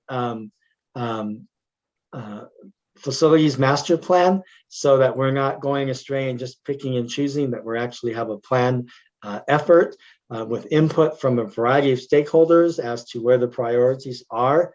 And so the capital planning, we set aside money for that capital planning, which comes out of these different funds right here, right? And so that's how we group those funds, and that's how we determine what the priorities are with the board. So every quarter, we're supposed to report our cash status or our cash balances. And so what we do is we look at every single one of those funds, and we look at what our ending balance was of the quarter before, and use that just like a reconciling your checking account. And so the operations fund, as Mr. Manning mentioned, so when we get an award from the federal government or the state, they don't give us a check with that $20 million or $10 million. They say you have authorization to spend this, however you budget that, but you have to pay for it out of your operations fund and then ask us to reimburse you. So that's a process that's done. That's why we have to have a healthy cash balance all the time. Schools, well, it's been my experience when I came here, I thought that our cash balance was a little bit too low, and we were really on the edge that if some emergency happened, we weren't really going to have enough to move forward. And now we're in a healthier position, I think. So what we take from these operations and we fund all the different daily activities, and then we go into what's called the RFR, request for reimbursement. We ask, here you go, here's what we spent, please reimburse us for that. And then that's what we do. It's called the RFR process. And that replenishes our 11,000 account. Now, what Mr. Manning referred to was no federal account can be in deficit when you report this. So you have to temporarily loan money from the operations to that federal fund that we're talking about to make sure it's in balance, and it's zero or greater, than it doesn't have any deficit. So it looks like this. This is what it looks like. So this is the 11,000 fund from the cash report. And I have a copy of that cash report. I can show you more detail if you wish. But this was our cash balance right here at the end of 2021, 6/30 at the end of the school year. We brought in $17 million in revenue. That's through the state equalization guarantee, the operational fund. What they promise, they chop it up into every month, and they give you this money coming in every month. They make a deposit. So we brought that in, and that means that as of 12/31, we had a current revenue of $27 million. Then, of course, we spent $15 million on operations, salaries, all the daily things that we spend it on. And that meant that our total cash available at the end of 12/31 was $12 million in this fund. It doesn't mean that's all we have in the bank. It means that's how much we account for in this fund. I would say that probably on this day in the bank, we probably had about $22 million in the bank. And of that, 12,000 was allocated to this in terms of where it should be placed. So we reconciled based on all the balances there in our checking account, $12 million. But here's these loans. This is where in the various $24,000 in federal funds. We had a deficit where we didn't get the money in yet from the state to replenish that fund. So we had to loan $2 million out to make those other funds zero. And that meant that effectively that our cash was a $9.8 million. Are there any questions about how these loans work? All right, very good. So I'm just going to give you an idea here of our cash report. It's very detailed. I won't go through it today, but I just want to let you know that this is available as well. But you can see here in the cash report that, of course, if I go to one of the federal funds that had a loan, let's see, which would be this 24,000. Let's see, expenditures outstanding. Let me see, I gotta find one. Just 1 second here. Right here in debt service. Let's see. Now I can't find one. Let's see where it is. I'm going too fast. This $796,000 we had to loan to the account in order to zero it out because it couldn't have a balance. But I will go over this in detail at the workshop. But I just wanted to give you an idea on how this cash report works. It keeps us on our toes, as Mr. Manning said, that it means that we have to make sure that we balance our checkbook every month and that we keep those funds in order. So, Thank you. are there any questions I can answer for you? Thank you very much. Ms. Perez. Mr. President, Board, so if I can move on to the next presentation. This is the New Mexico School Board Association Winter Institute, in which Dr. Archambault and myself were able to attend. I don't know if you wanted to share anything with that. I'll make it real brief. I sent a link to the workshops, so you'll see it, and I think some of you guys know that you can find it. So they were pretty good workshops. They were workshops that we all would have heard in some ways, one fashion or another. A lot of times they've been done before, but they always deserve our attention. So when you get a chance to take a look at your email that I sent, I think it does have the website linkage to the schedule. Then you can go to the School Board Association section of it where they have previous presentations. If you pull them up, you see the actual presentation PowerPoints. So I don't want to go through all of them. They'll be self-explanatory when you see them. And it's quite worthwhile again, as usual. And look forward to the next series of trainings in June. Law conference. Correct? That's right. Then the leadership training in July. So there you go. Any other comments? No, thank you. I just I attended a few sessions myself, graduation, cybersecurity. Senator Souls gave a good presentation to the whole group on superintendent board relations, and outside of that, it was a decent conference. Let's continue on. Action items. Okay, Mr. President, Board, first action item. I do recommend approval of the 2022 to 2027 facility master plan consulting firm. Is that motion? I'll make a motion we approve. Is there a second? Motion has been made by Richard Johnson, seconded by Ortiz to approve the facility master plan. Is there any discussion? Any information we need? Mr. Lee. Good evening, Mr. President, members of the board, Mr. Pettis. It's time now to update our facility master plan. Was updated in 2017, and every 5 years we go through this process. In your board packet, you have a memo from myself to Mr. Pettis indicating the contractor that we would like to, the consultant that we would like to use, and get started with that process right away. And then we will have a facility master plan that'll go for the next 5 years that will direct our capital projects as well as our bond elections. I'll take any questions you might have. Questions? Seeing none, call for the vote. Richard Jones, Aye. Alicia Lundstrom. Aye. Yes. Yes.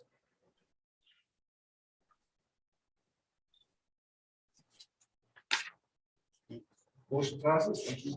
Mr. President, Board, the next action item is consideration of approval for Blue Water Elementary School design, professional ASDR. I do recommend the approval of this design amount as presented. Is there a motion? I'd like the motion we approve. Motion made by Mr. Jones, seconded by Ortiz to approve the Blue Water Elementary School Design Professional ASDR as presented. Is there a discussion? Debates? Pros, cons? Anybody want to discuss this? Mr. Lee, do you want to give a quick summary? Sure, I'll give a quick one. I'm going to read it. It's the memo that I've provided in your board packet. This request is for the GCCS Board of Education.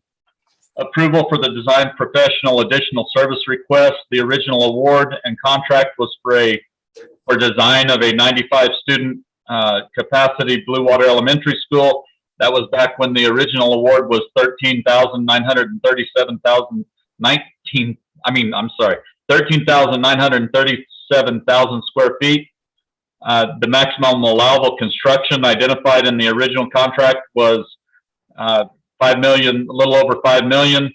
The revised award is for 102 student capacity at 22,959 square feet. The MAC is now 8,425,000. This request reflects only the design professional portion and only our 25% share. It's there in your packet as well. So I'll take any questions. The documents are attached to the motion. So, any further? Seeing none, roll call. Monday. Richard Jones, Aye. Alicia Lundstrom. Aye. Robert T. Yes.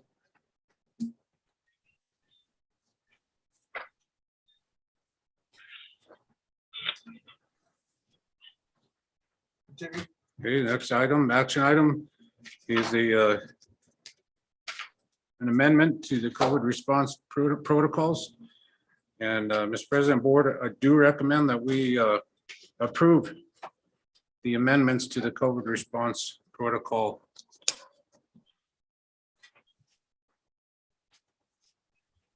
As presented.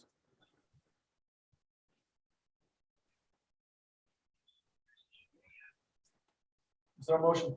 I make a motion we approve. Is there a second? I second. Motion has been made by Richard Jones and seconded by Alicia Lundstrom to approve the COVID response protocol proposal amendments. Information discussion. Yeah, so I'd like to open up by saying, we've amended this a couple of times throughout the last couple of years, and we continue to evolve. The latest, just to put it in perspective, the cases have gone down somewhat. When the cases were spiking, we're constantly looking at a balance, carefully looking at a balance between, keeping the virus down and keeping our schools open. So in a lot of discussion with COVID response team and evaluating this with the different entities, we found that it'd be most beneficial if we made a slight change in two areas in this COVID response protocols. One is, as you know, we built a system on the five tiers, basically 1%, 2%, 3%, up to 5%, in which we get 5% of a school population with student and staff. Then we can close the school up to certain amount of days, and that's all in our current guidance. So in that area, we want to increase the percentages by 1%. And I think that'll help us keep, we still stay safe, but keep our schools open a little bit longer, a little better. So we basically, in essence, be keeping, when we get to, instead of closing school at 5%, we'd have to wait till it got to 6%. We've evaluated this, and we think that'd make a significant change in helping keeping the schools open. So that's one area. The second area is to quarantine, and you might have to help me on this one, Mr. Lee. That rather than the 14 days, we'd go to 10 days. And I also like to let the board know that I did contact PED and the people in charge of their state toolkit, and we did get the okay from them that they, with our changes, we're still very much in line, and this would be an acceptable change within the state guidance. Mr. Lee. Yeah, just real quick, Mr. President, members of the board, Mr. Pettis, moving from 14 days to 10 days. The rationale there is the amount of days an individual must quarantine has decreased down to 5 or 10 days. And it is only logical, it seems, that the district would track these cases for 10 days as a part of the school's % positive cases. This aligns with the length of time the individual is quarantined, isolated for positive cases and close contacts. If we're holding on to them for 14 days, then they're already at school for 4 days. And we're still counting them as a tracking for closing a school. So it seemed logical that we would shorten that to reflect what the new rules are from the state. So. And then the third thing is there's some editorial changes to the mitigation efforts. They're small. They're in line with the health order coming from Santa Fe.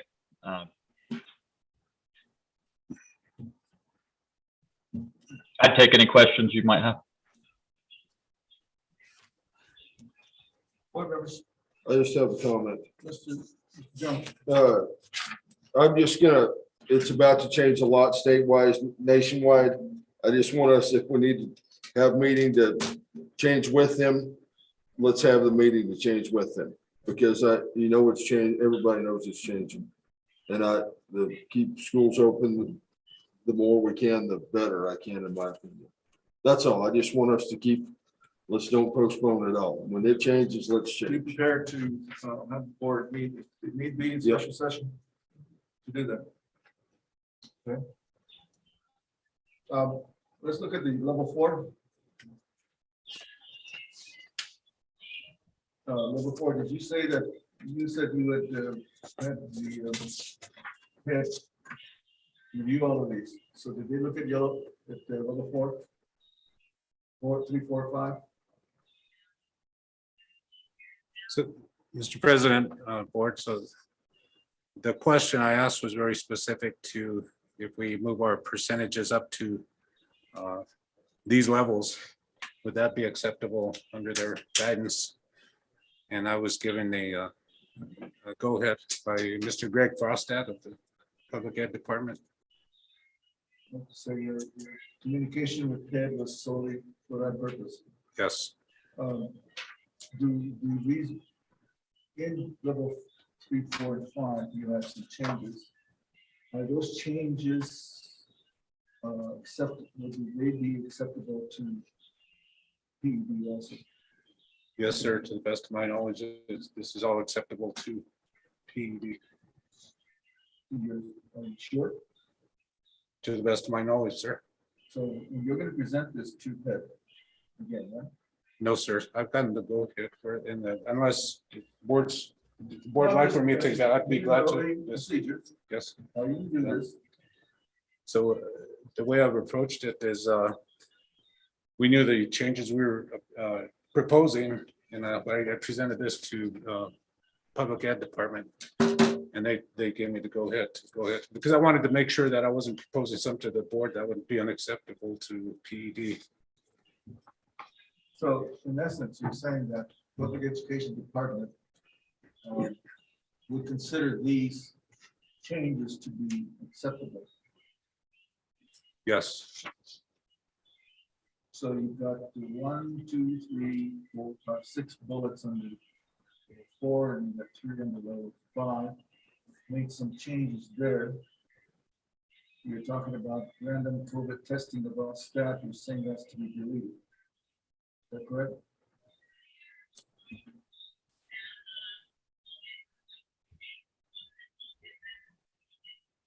And then- Yes, sir. Could sir, we have the required surveillance testing in place now. And I don't believe that we have not done a random COVID testing of all staff. And I don't believe that that's in our best interest. Was that a requirement in the past with PED? Mr. Lee, was that taken out of the toolkit? The random COVID testing part under level 4? That was actually, Mr. President, Mr. Pettis, members, that was actually something that we came up, these mitigation efforts were something we came up locally to satisfy the state. And so, no, I don't believe that random COVID testing for staff at level 4 was ever in that document. I think that was a mitigation effort that we came up with locally as a district, and you all as a board approved it. So you're saying that basically PED doesn't necessarily require that? Yeah, that's correct. When we came up with these mitigation efforts, there was not a lot of guidance from the state. They basically told school districts, you all come up with a plan of mitigation efforts and get it approved by your board, submit it, and then we'll approve it, or we won't approve it. They did approve ours. We're now asking to make some minor changes to it. But the random COVID testing of all staff, we were never really set up to do that until we have been recently with tests to stay. But it's not something that we've even been able to practice. So we're trying to remove it to reflect reality of what we're actually doing at the 5 levels of the 5 percentage levels. So that, even though it was in our plan, we did not implement that. Correct. Okay.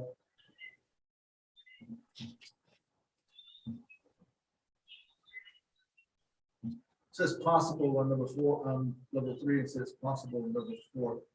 That basically means that's a decision of administration as to whether or not those are going to occur. Yes, sir. And that's correct. Our COVID response team, we look at every situation that we have, and we've had a lot of them over the last couple of years that have a slightly different twist to each situation. We look at the prediction, the projection of the number of cases. Those types of things play into the decision making, and that's why, Mr. President, we like to leave just a little bit of flexibility and not having a hard and fast must will do for one day. Just have up to a certain amount of days. I think is very helpful to our team and making those kind of decisions.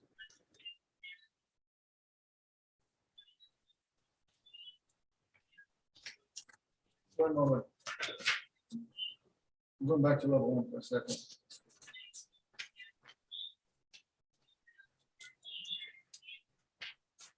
We're still requiring all unvaccinated staff to take the weekly COVID test. That's true. That's correct.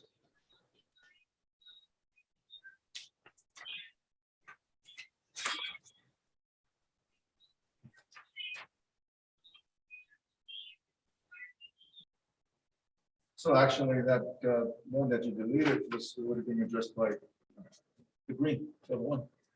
Well, the difference is, Mr. President, is the required weekly for unvaccinated is Vaccinated and unvaccinated. yeah. And the difference is the random on level 4. I believe that was prefaced by random. We're not doing any random testing. It's basically all unvaccinated are doing the weekly Testing. Let me get there. I'll get there. Hold on.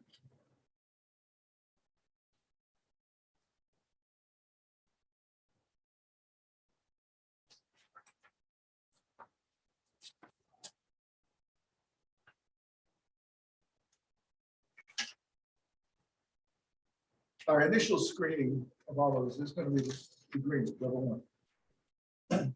That's the first cut. Everything that happens in level 1 is going to be done. Okay, so I understand. And so if you get to level 4, that meant that all of level 1 had been accomplished, but we're starting to see issues from students or staff up to 5%. And that 5.9% is referencing students only. Students and staff. Students and staff only. Yes. Students and staff together. Yes. Okay, would you make sure that you clarify that? Because I think there's an inference that it only refers to the, students.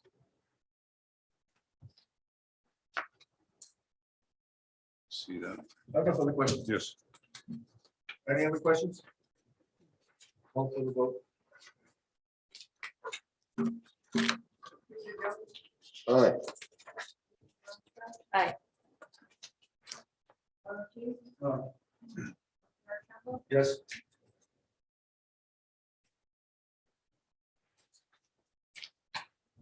Thank you, Mr. Lee. So continue. Okay, Mr. President, Board, I recommend that we approve, or the board approves the consent agenda as presented. Is there a motion? So moved. So moved by Richard Jones. Is there a second? Second by Ron Ortiz. To approve the consent agenda as presented. Roll call. All right. Aye. All right. Yes. Passed. Motion is passed.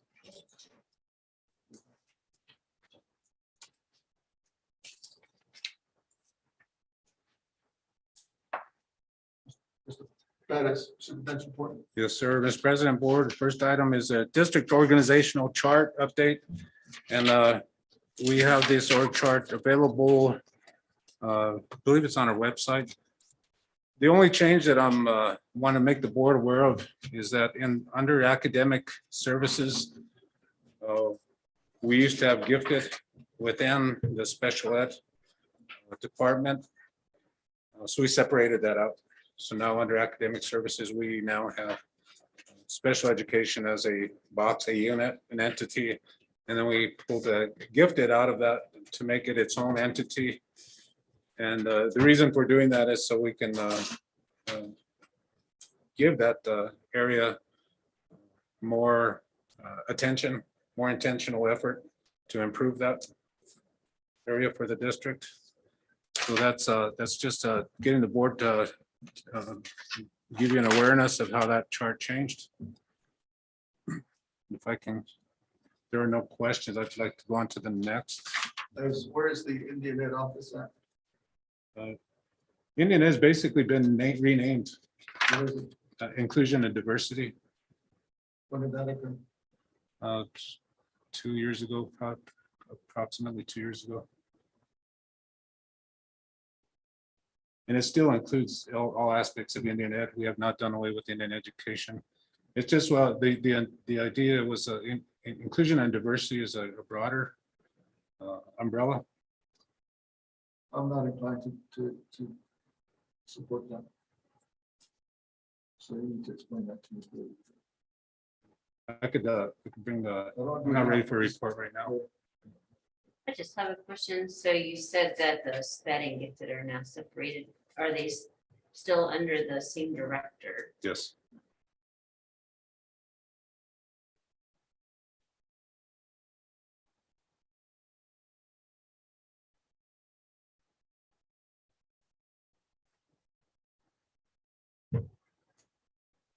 Might be worthwhile to do a line step kind of chart.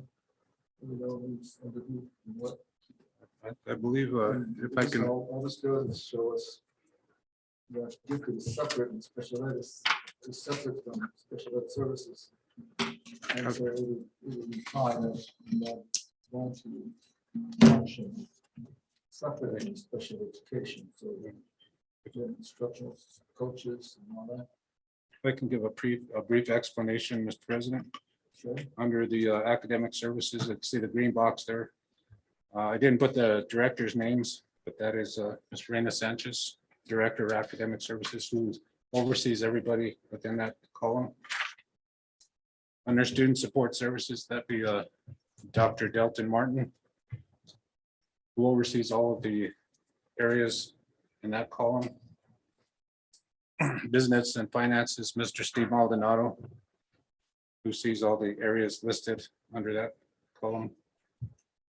Human Resources, Ms. Lisa Salazar, and who sees those areas in that column. Facilities and Operations, that's Mr. Vance Lee. He sees all those areas. Under Facilities and Operations, as you can see, it also includes District Safety and Security. And Health and Wellness is also within that area. And under Technology, Raquel Whitebird, who sees all the areas within that column. The only person that I directly, that's not under a director, is the hearing officer, which I supervise along with the principals. And that's on the next page of that. There's a graphic to show that I'm the direct supervisor of all the principals. Assistant principals report to the principal, but I'm the evaluator and the supervisor of all the principals. Still would like to see the chair of the command who's actually supervisor. If you're saying that, suppose you're saying that there's not a distinction between gifted and special ed, just supervision. My assumption there's somebody who's engaged in these areas, principal and teacher support. That's they reporting directly to Raina, and it's their direct supervisor. Yes, the principal and teacher support, those are professional development opportunities that we're offering. Principal coaching, teacher support is a lot of the Title II expenditures. Basically, coaching, the instructional coaches help with the teacher support. The district teacher mentor helps with teacher support. And all of those folks are supervised by Ms. Reina Sanchez. So she wouldn't be the one to evaluate the principals. No, I evaluate the principals. So then they are still on the lead. So that is, okay. So just for a little bit of clarification, so we look at a difference between compliance and support. I'm the compliance person, and academic office provides a lot of the support and training, professional development. okay, I already made my comments to you in the board office. And I still want to discuss that with you, and also just trying to clear up some of these questions that I have still.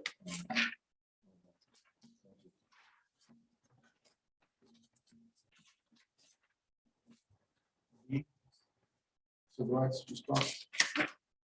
Office of Civil Rights, as you know, has there's been a complaint filed with the district or Office of Civil Rights, and we have a team that's put together a lot of work in response to that. A lot of it revolves around gifted services that the district has provided over the last several years. We've gotten that in order. Ms. Sanchez, do you want to say a few words? Sure. Within the next 2 weeks, we'll have a completed response that will go through our attorney for this, and that it'll address all of the resolution agreement points. But in addition to that, this team is working on a comprehensive gifted education handbook that not only addresses those points, but it takes our gifted instruction to another level. And so we've just seen a big opportunity for improvement there, and we're making that through this handbook and the response. that we brought to our attention. So. Yeah. Yes. Because all students who are in these categories, especially those students with disabilities, you have to go through the annuals and all that stuff. So these students also have to find peace in the code. So therefore, their annuals, so we need to make sure that everybody, all students and parents are ready to move on with the new education program for the students that's coming in. And I think it would be good to see that with the number of things so we can see how we for this coming school. So in about March or sometime.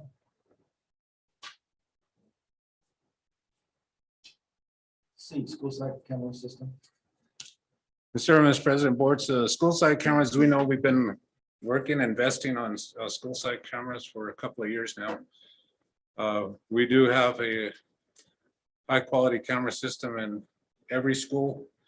We're just now getting to the end of installing the rest and then coaching up the principals to and staff to be able to learn how to use those.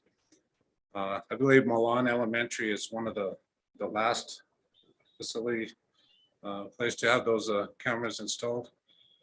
But I think we've made some progress there. Along with the cameras, we have the door swipes. And remember, this is all part of our security system efforts. Mr. Lee, can you give us just a quick summary of where we're at with the cameras? Sure. Mr. President, members of the board, Mr. Pettis, 3 years ago, we identified that a severe weakness in our facility plan was the lack of specifically cameras. We had them at a few school sites, and I think at 3 school sites we had them at the high school, Laguna, and then a small camera system at Milan. 2 of those school sites, well, one of them was non-operational. Laguna, their cameras did not work at all. At Milan, they were not reliable, and at the high school, they were placed in a few areas, but not in others, so it wasn't really a reliable system. And we took it on 2 years ago with the PSFA, and we received some awards, not only with the cameras and the access control, but also 4 of our elementary schools got a secure vestibule, that a retrofitted secure vestibule, and we're finishing that up now. We're at the end of that. We're really proud of that system. There's bugs that have to be worked out. There's a lot of learning that myself, along with the IT department, we've had a learning curve on what issues we need to be aware of, whether it's IP addressing for the cameras, or did we get them in the right spot? Do we have blind spots? And we're really satisfied with the systems that we have now.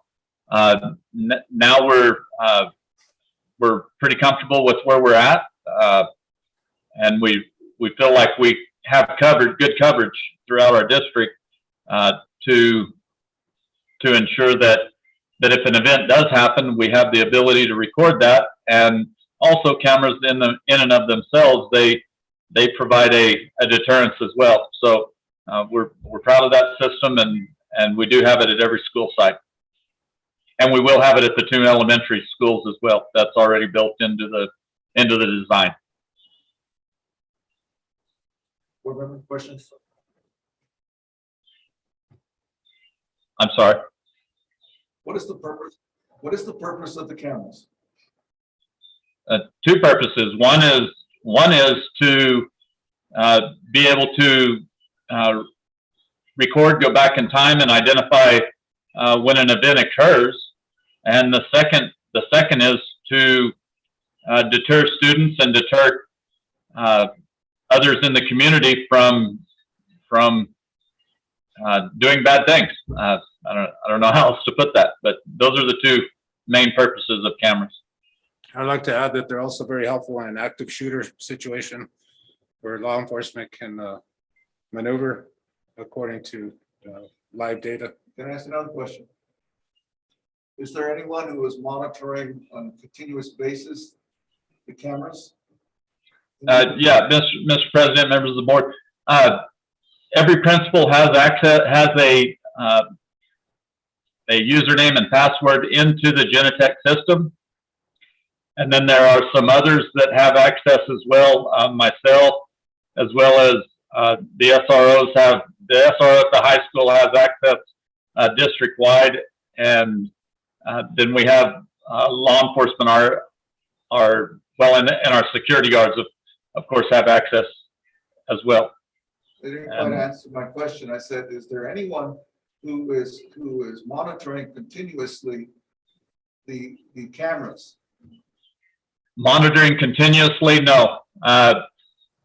There are principals that monitor it through the day, but that would require quite a bit of additional staff to be able to watch those consistently every day. As far as our security guards, if that's the question, whether our security guards could do that, we really want them to be visible and be moving around campuses, and sitting in an office behind a camera screen might not be as effective as their visibility on the campus itself. So then you see that these are sort of after the fact kind of recordings of things that may have happened. Yes, every one of the systems will record for about 14 days. And so we can go back in time 14 days to look up any event that occurs. And we've done that. And actually interesting, the Grants Police Department has come to us and has asked to review something that's happened along the street. And so the cameras are very helpful, and we can go back and review all of those cameras at every school site. So Mr. Perez, does the cameras reduce down the supervisory responsibilities of teachers and principals over the students who are under their care? No, sir.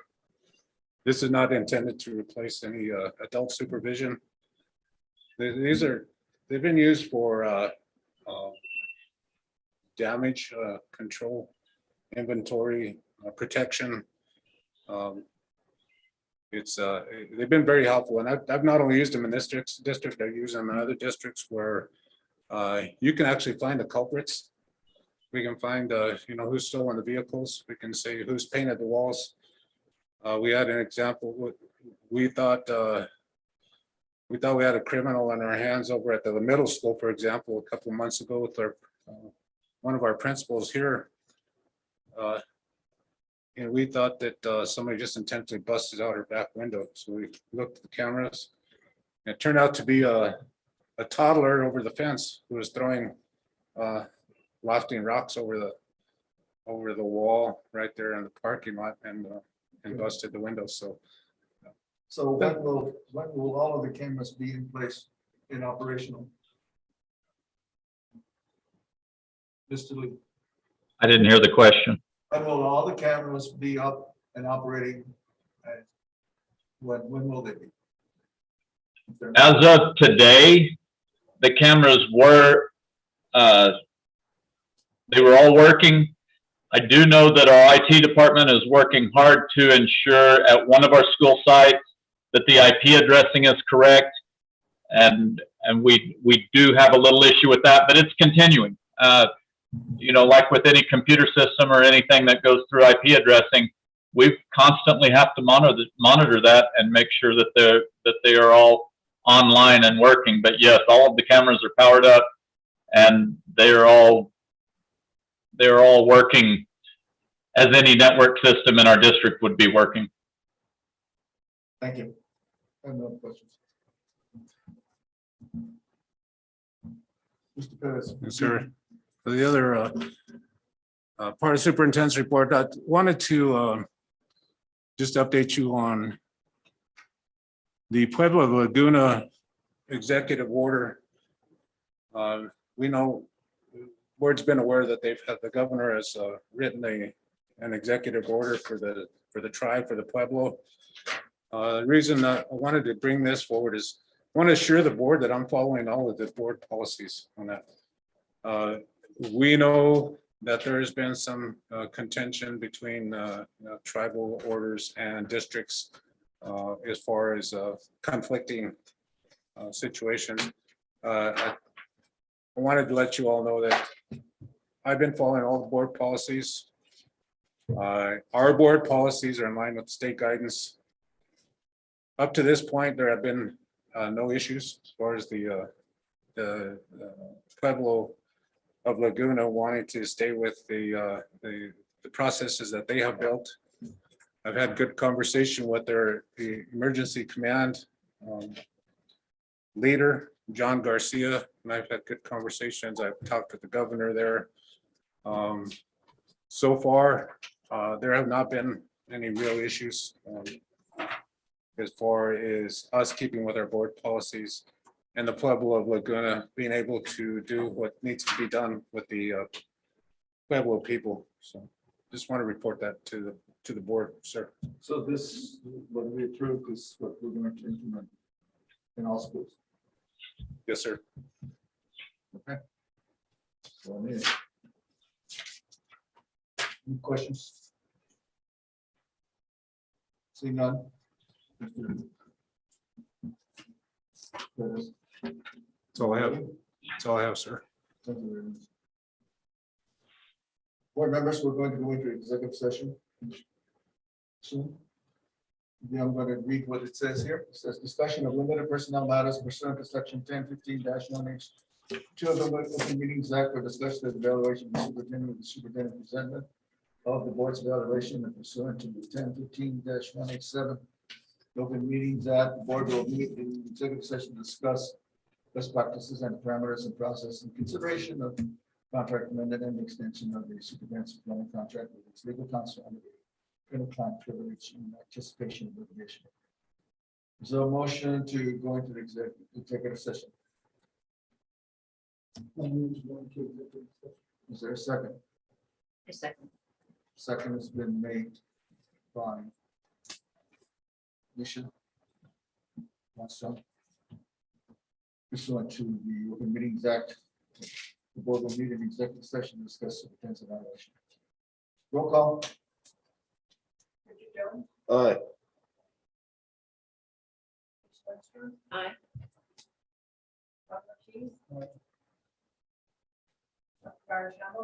Yes. One moment, please. Hold on. Mr. Pettis, do you have any communication with Ms. Emily Daly? Hunt? I'm sorry. Do you have any communication with Emily Daly? Emily Hunt Daly? I don't have any communication. I haven't heard from her this evening, sir.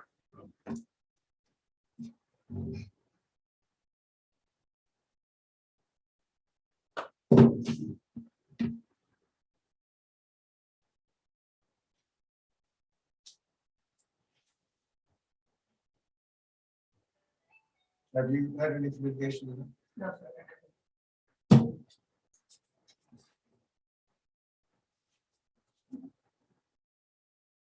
Motion has been made and seconded by, has been made and seconded. Roll call vote. We already voted. Did we vote? Yeah, we're already in executive Did session. we pass? We did. At what time? 8:15. Thank you. We will be in executive session when we will move to another site.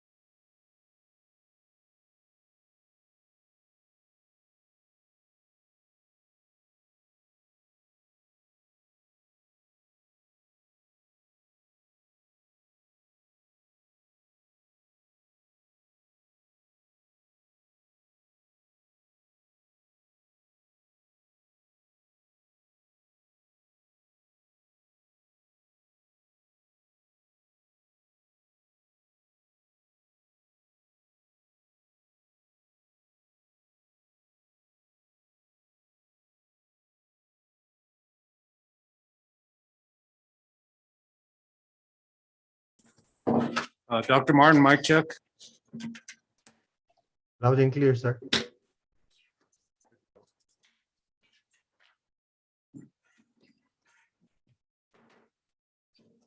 Out of closed session at 9:31 PM. Is there a motion to reconvene the open meeting session? I make the motion to reconvene. Seconded by Second. Jones to reconvene the open session. Roll call. Trustee Jones, Aye. Sylvester, Aye. Dr. Pease, Dr. Campbell, Yes. The board has come out of closed session, out of executive session. We did not conduct any business due to the absence of one of the board members. It is our desire to have all 5 board members in attendance in order to complete the evaluation process. We're down to announcements. So that means board members, we will work to identify another date when we can do this. If it's just a special session, just to do this, we will do that. We'll work out a time when we can be doing it offline. All right. Announcements, you see there tomorrow night at 5:30. That's on the strategic plan. Yes. October 21, President's Day, district closed. School board work session, we're considering moving that. Okay. School spring break district will be closed. Then MSBA. Put your agenda items. Contact myself or Mr. Pettis. Motion to adjourn. I'll make a motion to adjourn. Motion made by Richard, and is there a second? I second. Second evaluation. To adjourn the meeting. Roll call. Trustee Jones, Aye. Dr. Campbell, Yes. Motion carries, motion passes. We adjourned at 2:30.